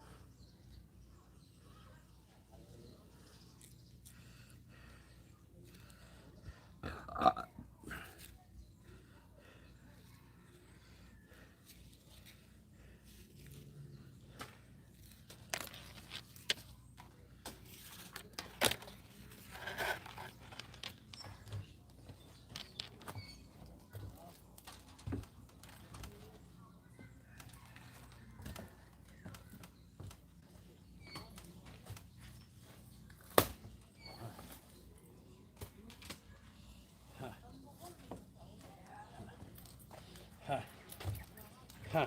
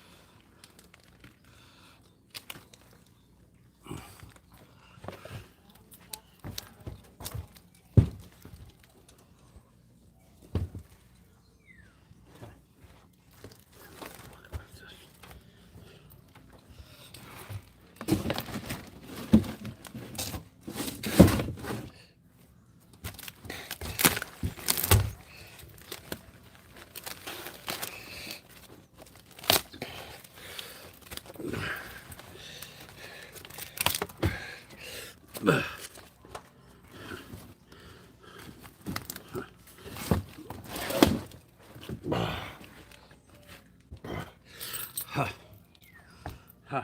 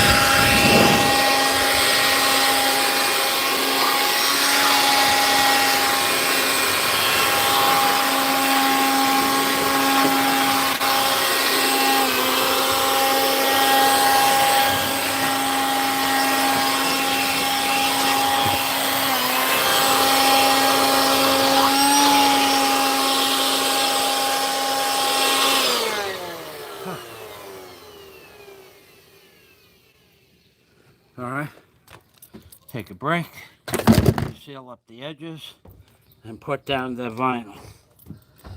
And that's it for today. Ugh. Huh. Huh. Huh.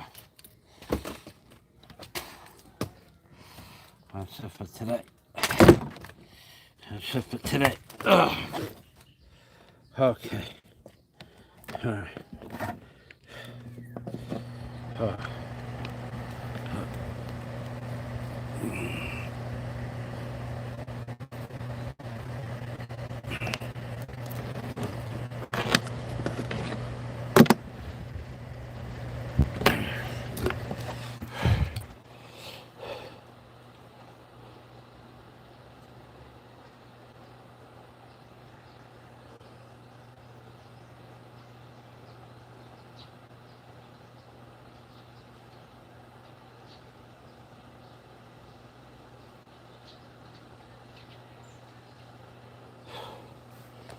All right.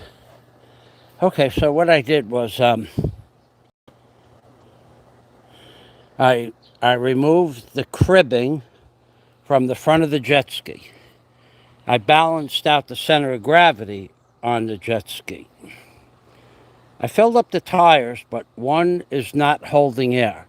And I don't know that it won't hold air. I just know it's not holding air now. I think if I put tire, fix a flat in it and rotate it and put air in it, I think that would solve the problem. But I don't care about that. I also cleaned out the cage where the module goes, and I cleaned out the engine compartment, and I turned over the motor. It still turns over by hand. I had to put about 5 pounds of torque on a 4-inch pair of vice grips, and the motor turned right over. I blew out all the debris up to the end of the container, and I cut a lot of the tree away from the front nose or the tongue of the jet ski. Mein Buntag. No, thank you. I cut out a lot of the debris from the front of the tree. I cut out all the snot lumber underneath the jet ski that was holding it in place. I put down a patch on the area where it had probably had somewhere between 75 and 100 holes. Some of them as big as an inch by an inch and a half. One of them anyway. And that piece of brown double up, I put that on right away this morning, even though I dropped crap on it all day. With all the holes that were in that area, I would have had 2 pounds of debris inside the container. So that's why I put that down and glued it. I also took all of these tarpaulins off the jet ski. All the tarpaulins, and they're like 1, 2, 3, probably 7 or 8 1-ton bags, and a few half. A few of those were half a bag or 3/4 of a bag that I cut open. I said I balanced it out. I removed all the cribbing from the front. So now, and I also tied this rope on here. I tied this rope on so even if we had a typhoon, the jet ski could not roll forward. Plus, it's chocked in front of the wheels. Just a safety precaution. Now, I'll be able to take this pink vinyl here, this pink commercial grade flooring. It's a commercial grade linoleum. It's the best stuff they had. It's not the best stuff in the world, but it's going to go down first on top of the metal. I'll seal up the edges with this tough coat or whatever that is right there. I seal around the 2 outside edges, left and right. I seal up this seam edge here, and then I'll seal up to where it goes on the white right there. I'll just put stuff up to that white, because the next sheet of plywood only is going to go before that seam, before that white panel that's still there.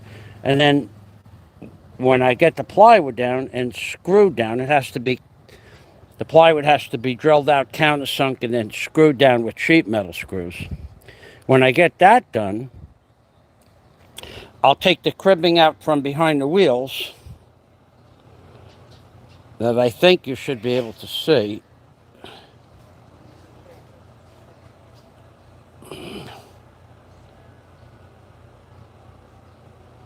Right now, there's a board that goes along the floor there. I'll take that cribbing out, and I will back the jet ski up towards me. Turn the jet ski around, put it on top of the plywood and this section here, and then I'll prepare the next sheet, the next area, by needle scaling the nodule rust off of there, putting another layer of vinyl floor covering on there, and then putting the next sheet of plywood on there. So I think I'm going to put the vinyl down now, the pink vinyl on this roof right now. I'm going to put a coat of membrane glue on the outside edge here, and on the outside edge there, and along this, and along that one over there.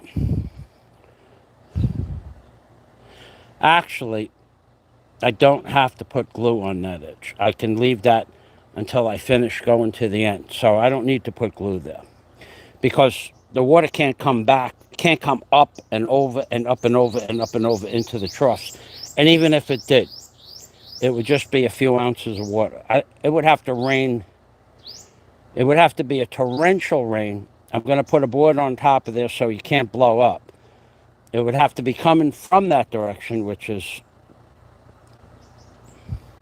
if that's west over there, it would have to be coming from the south, and the wind blows from the north during this time of the year. So that ain't going to happen.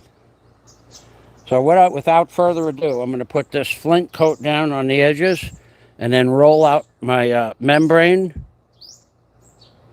and put a board on top of that edge over there. That's my plan. I am no longer answering comments from anybody, unless you're a member of my Patreon account or one of my personal friends. There will be no more comments, and nothing personal. But I'm not going to spend any time talking to people I don't know. It's just that simple.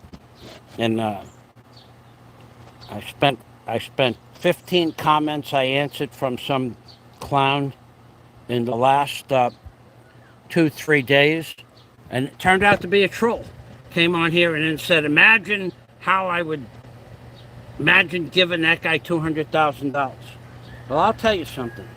Of all the shit healers on YouTube, of all the bloggers on YouTube, I would probably be the only one in the Philippines blogging genre community that ever used the money for what it was designated for. So that guy, I want to meet him in the mall. I want to see him face to face, and I want to hear him call me a thief and or a criminal. Even in the middle of the mall, even in front of 100 people, I want to see him do that. That's what I want.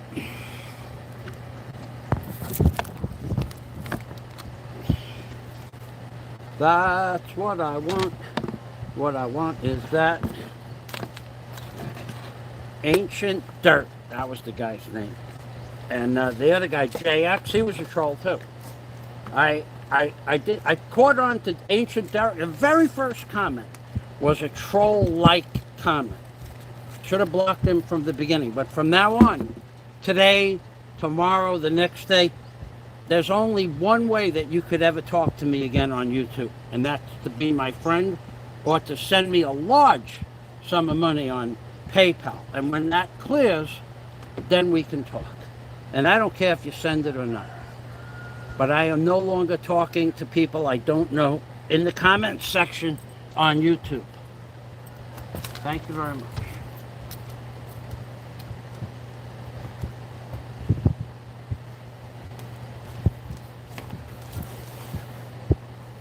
I know that nobody's going to send me that money, but I spend a lot of money on cameras and phones and computers and chips and hard drives. And if you people are too fucking cheap to reimburse me for my expenses, then I will waste no time at all answering your comments. None. Alrighty.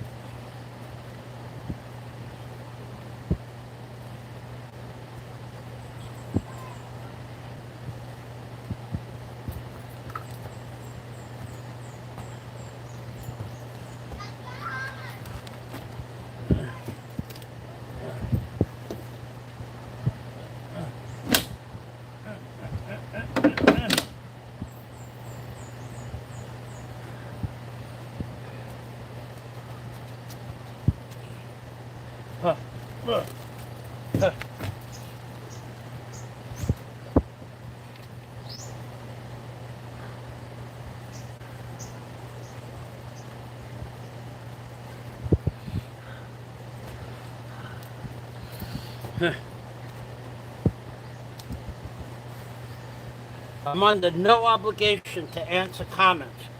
If you don't want to help me with my endeavor, I'm not interested in answering your questions. It's not complicated. I've spent thousands of hours teaching people stuff. If you don't want to help me with my endeavor, whatever it is, that's fine. Your prerogative. But don't ask me to waste 30 seconds with your bullshit comments.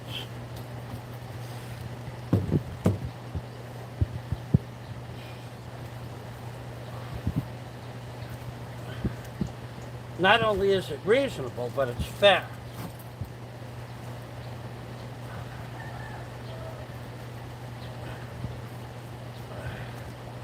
Huh. Huh.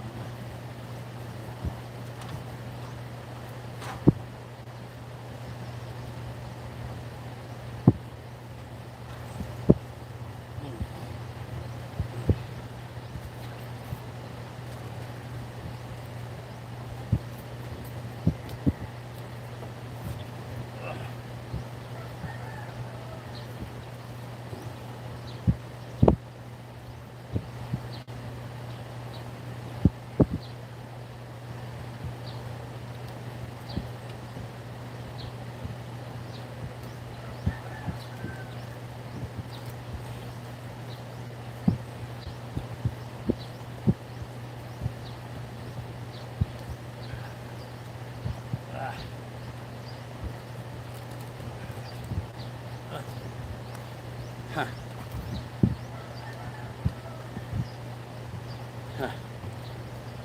Huh. Huh.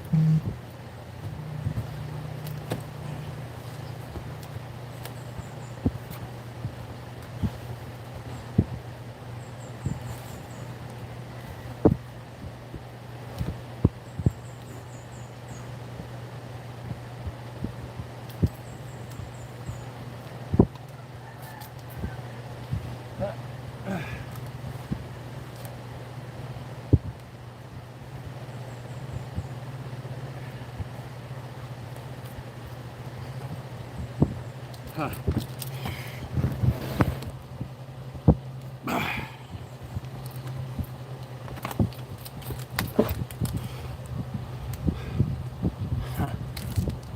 Huh.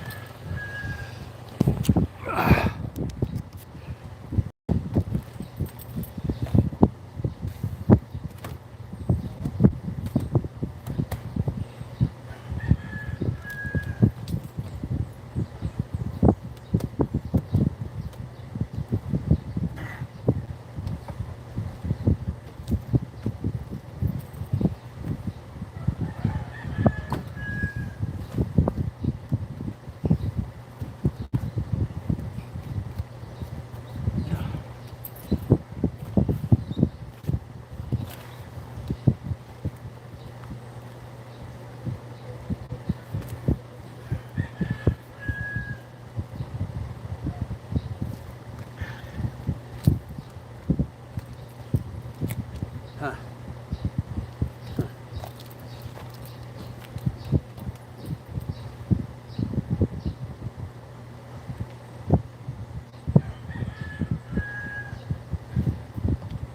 Up. All right, that's done. Almost. Now we just gotta walk it down into the grooves.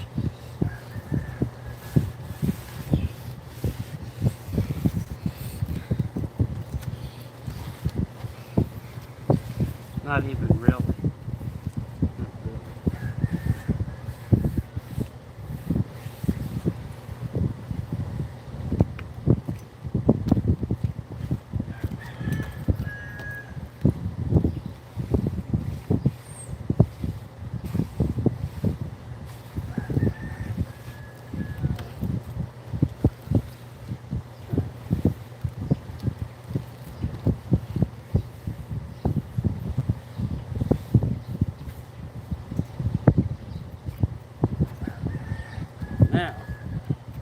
Now we put the plywood on there, and I'll call it a day. And it's going to take an hour to put the plywood on there. Maybe I won't put the plywood on there. Maybe I won't. It's already about 3:30, and I have an hour of cleanup and putting the tools away. I think I'll just stop. I think I'll just put a few pieces of heavy something on top of what I got there.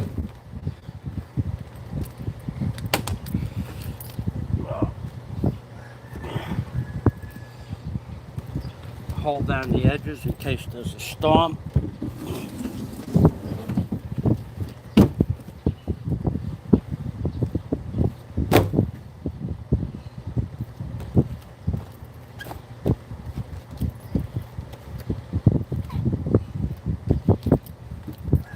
I think that's what I'll do. Hold down the edges in case there's a storm. And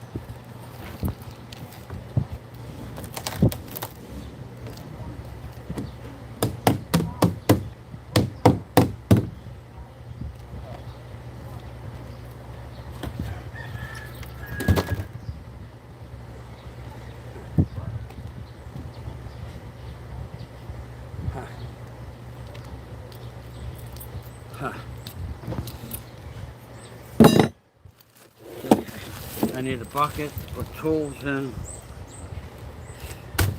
I'll choose the white bucket. No.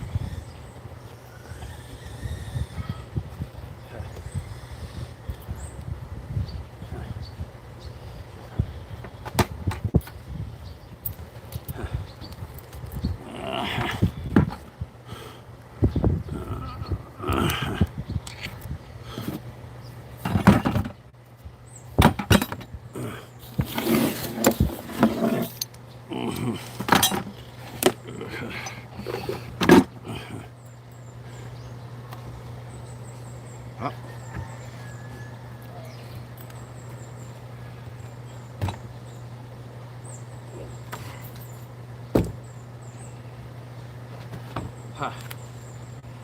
Huh. Huh. Huh. Ow. Ow.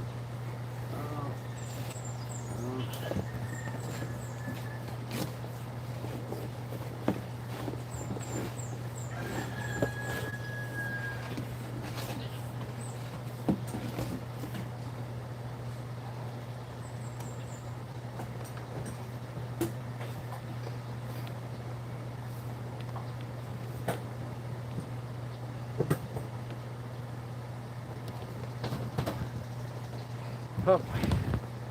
Oh boy. Oh boy. Huh. Huh.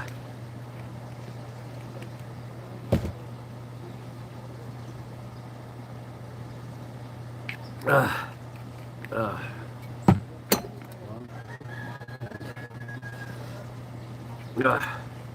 Two.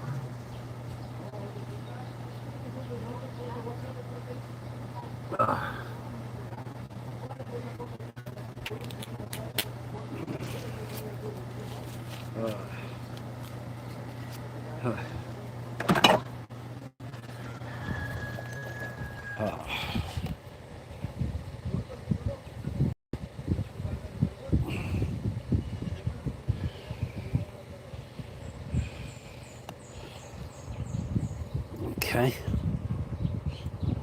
6 hours.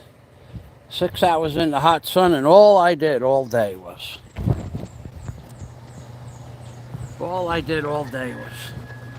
unwrap the jet ski, clean out the engine cage, turn over the motor by hand, balance out the weight of the tongue, clean up one small section of roof with the blower, put a patch on there, put a full size piece on there,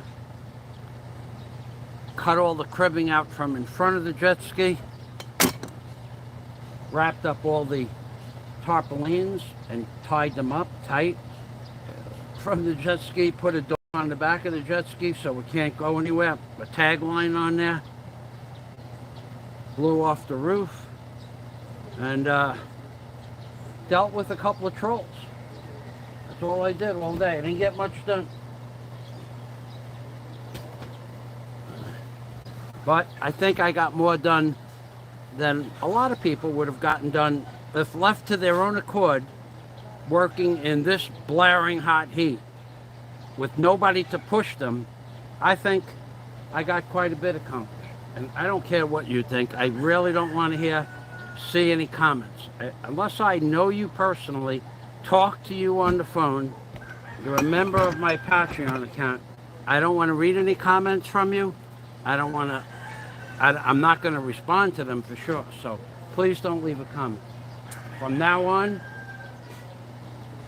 I'm not going to be answering comments unless I know the person and they're my friend. That's a fact. I tried to do this once before, and you got guys like that scumbag in Dumagetti, Sex Pat Prepper. I would believe that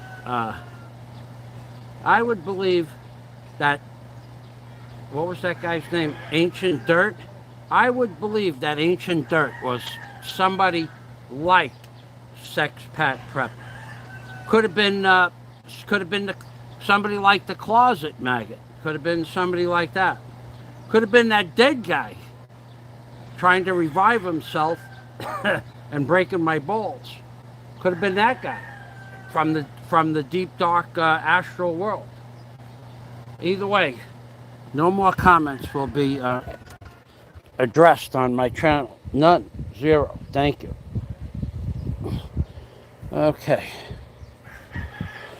I like it like that. I tried this a couple of times before, and I always digress. I forget. But now, maybe I'll put up a set of rules, including, if you really wanted me to talk to you, I have a PayPal account. Maybe, if I thought you were serious enough and you PayPal'd me, maybe I would talk to you. Probably not. Because if you send me $5 or $10 on my PayPal, the best you're going to get is a thank you. You're not going to get conversation.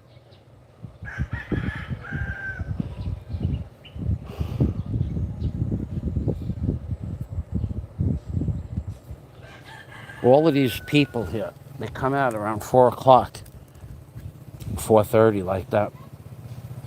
A lot of people come out around this time of the day. And I don't know what they do all day.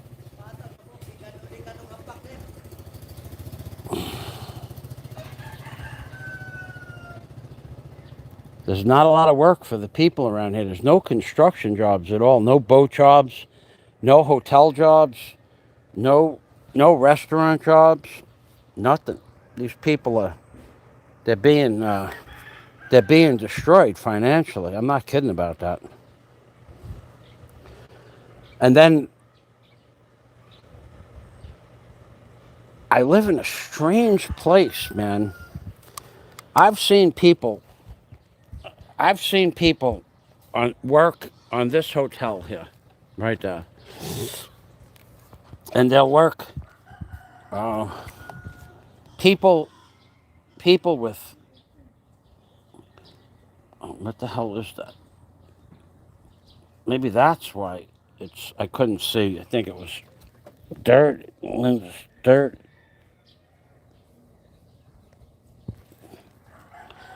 It's a little bit. I don't know why it looks the way it does. It's not in color either. When this thing gets hot, it does some strange shit. So anyway, in this hotel right here, I'm going to show you. They had a crew. Okay, so they had a crew that came as a crew. It was a father and a son. And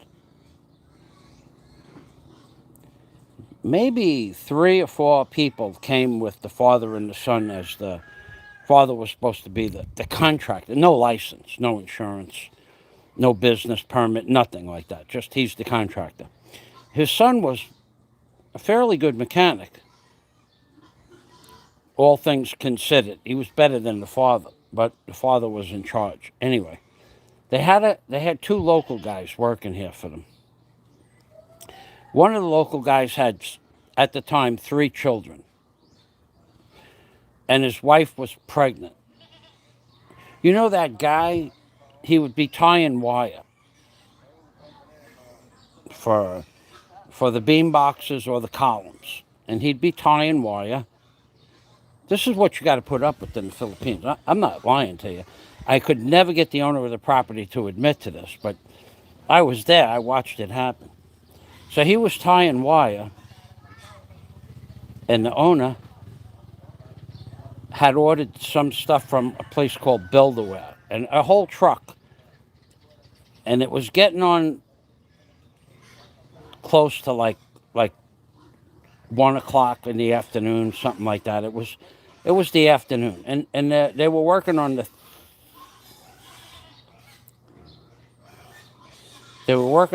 top of the 2nd floor, on the 3rd floor deck, building the beam boxes between the 3rd floor and the 4th floor. And they were building the beam boxes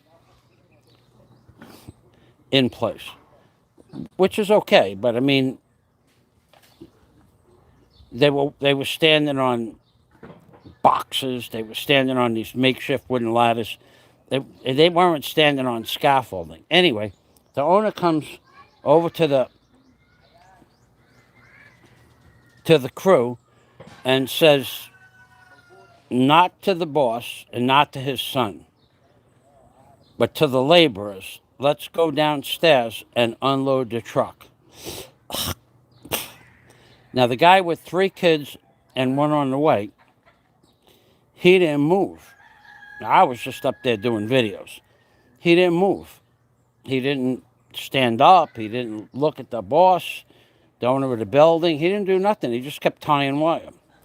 So the owner says, let's go downstairs. Very nice, because this guy, as soon as you give him, if you look at him sideways, his brain capacity is, he's a laborer. He has no formal education at all. He does not respond to instructions. He doesn't listen to instructions. He doesn't take instructions. But what he does, when he was tying wire, he was better at that than most of the other guys, if not everybody. And when he breaks concrete or moves sandbags or moves bricks, if he wants to work, he's better than anybody on that job. I've seen guys work harder than him. But if you leave him to his own accord, He's the guy that only brings up 6 cement blocks to the 3rd floor with a helper every 4 hours, 6 blocks from the ground floor to.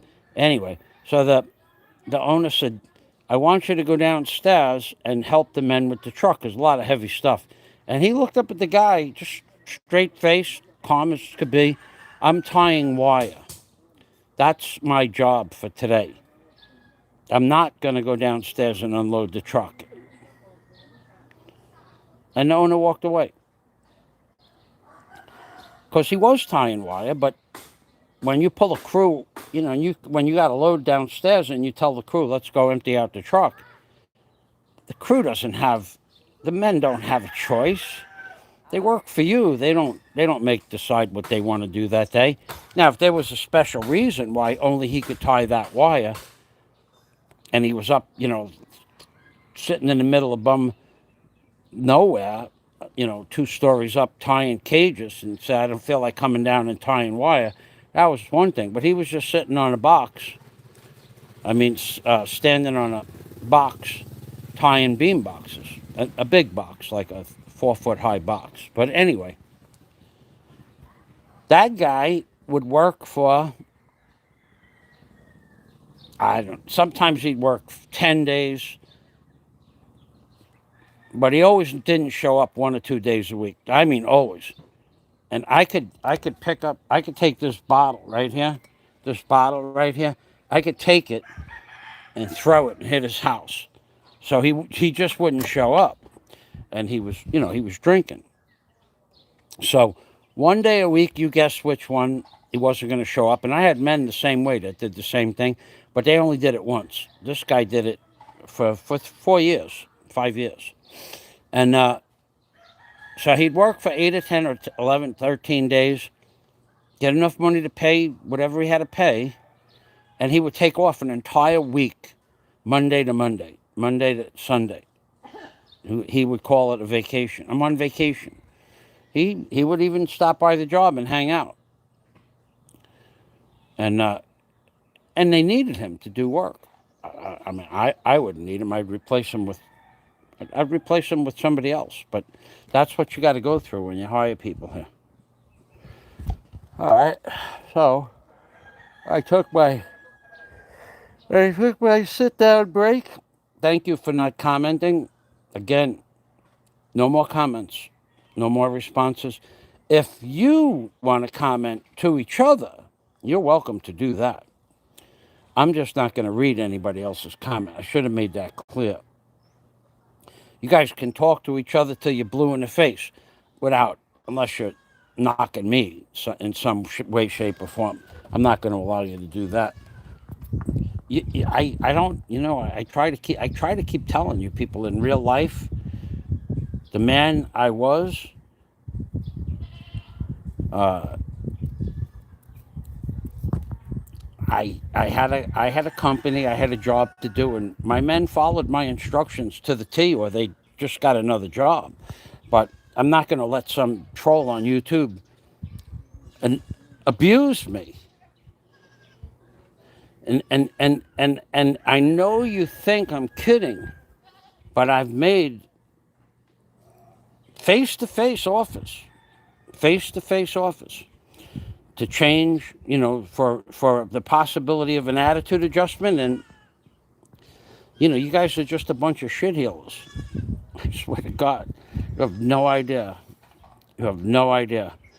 What consciousness is when it comes to trolls. None at all. Okay, so I'll let you look at the jet ski.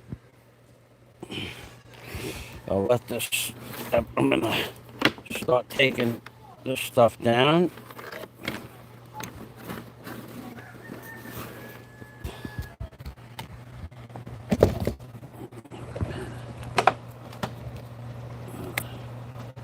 Okay. I'm going to turn it around. Okay, that's today's job. And I'm going to start lowering stuff down on their individual ropes.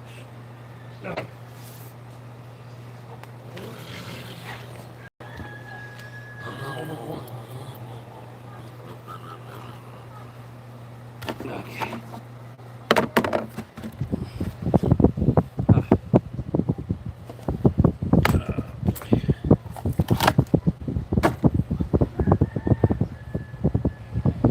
think I could do the blower and the chainsaw one shot.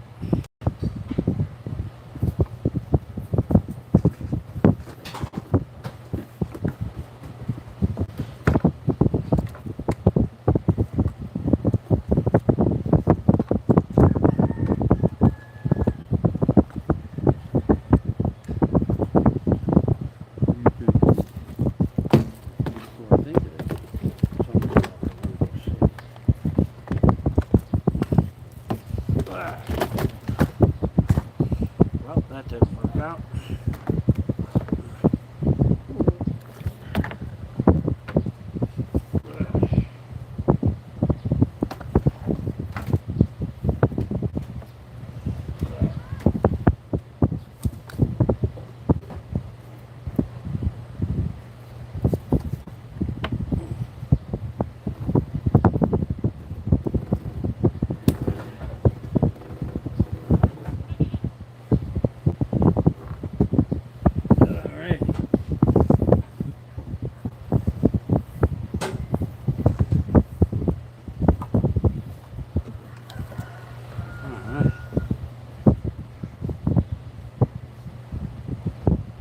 Huh.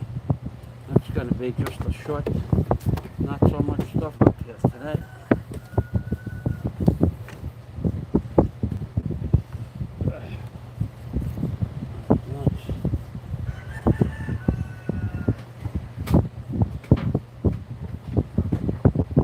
Alright.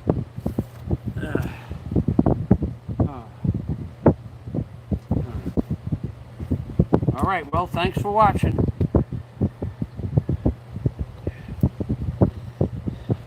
I'm being permy, which means take care always.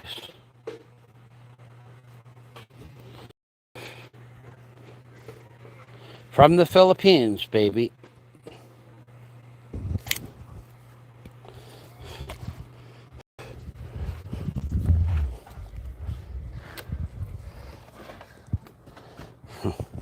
Sounds like we're going to get that rain.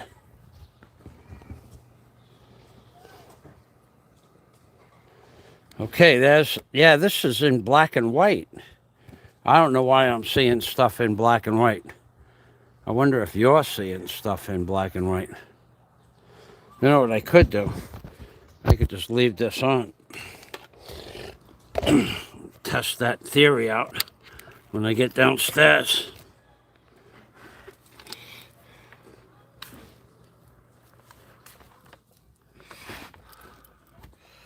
Huh.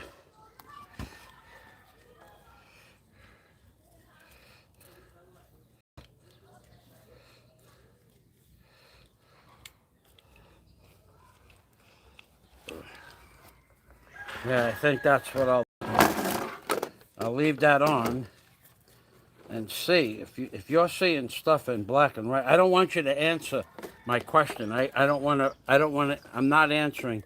I don't want you to answer my question. It wasn't a question. I was just talking to myself.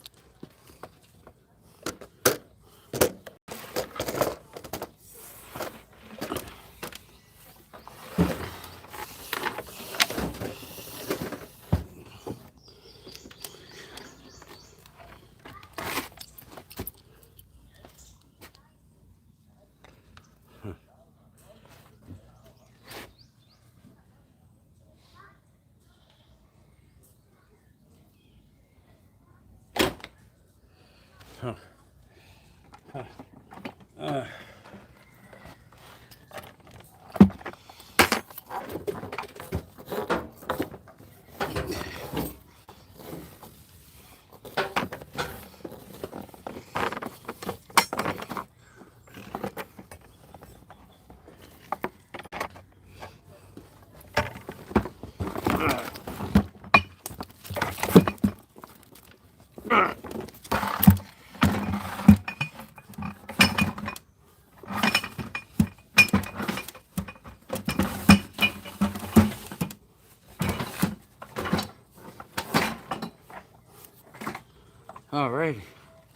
One more thing to lower down, and I go with it, and we're done for the day. And none too soon, because I'm hungry. And because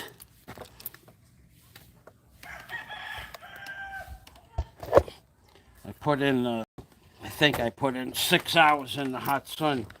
That's enough. That would be enough for a young guy. We don't have that problem anymore.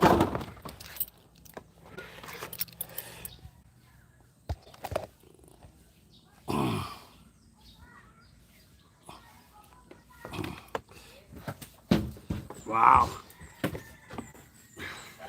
Wow. Wow.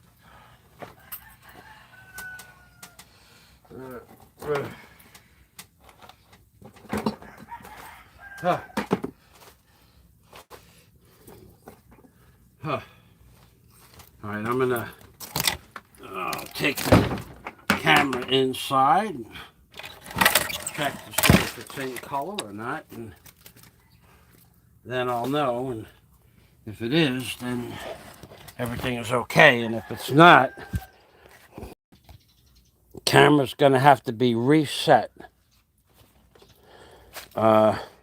because it overheated this afternoon. It did this once before, overheated, and it changed stuff around the settings. I think this setting is called Sapia. I'm not sure. I think it's black and white. Okay.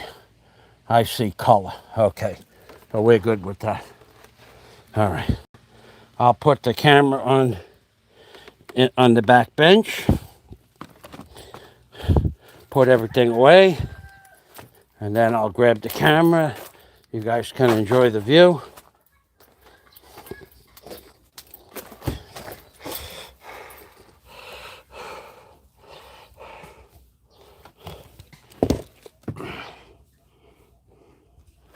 Enjoy the view.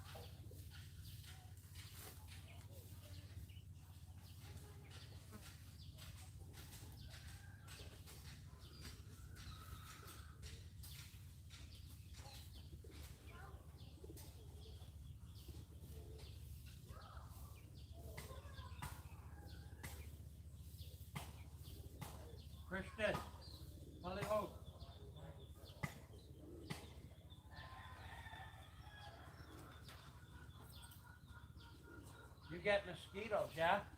Yeah. So many. This you don't give this to everybody. This is for you. This is good. The mind. The mind. Spray for the body. Spray the mind. Not for the face. You can spray the face, but the mind. Kamay lang. Not too big. Okay. A little teeny. One spray, one spray. Gamay. And then you wipe your arm like that. This is very powerful. This is in America. This is 500 pesos. Yeah. Well, you go to the store and buy that here. You cannot. Yeah, because it's from America. That's the good stuff. But gamay. Look. Let me show you.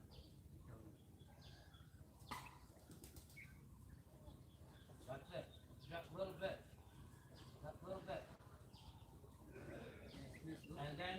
And then white on your whole arm. That little bit is enough.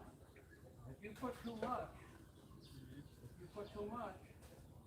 you will feel in it Yeah, so like you're on fire. okay, my It's good for the mosquitoes, but it's not to heal them. Don't get it, look, don't get it in your eye. Cover your eye like that. Pour a little oil, come on, like that. And then white, no mosquitoes for 6 hours. yeah, I feel now. Very hot. Still, maybe it will be no good to you. Thank you, Michael. Okay, you try it.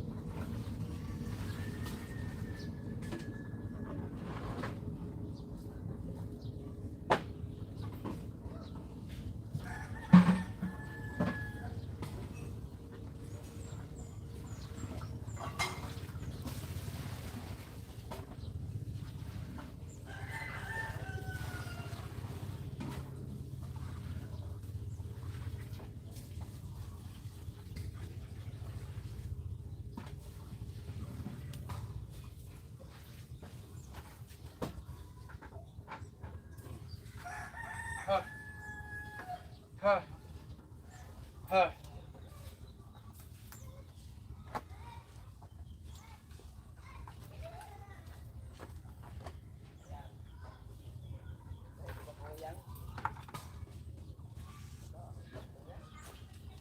Oh.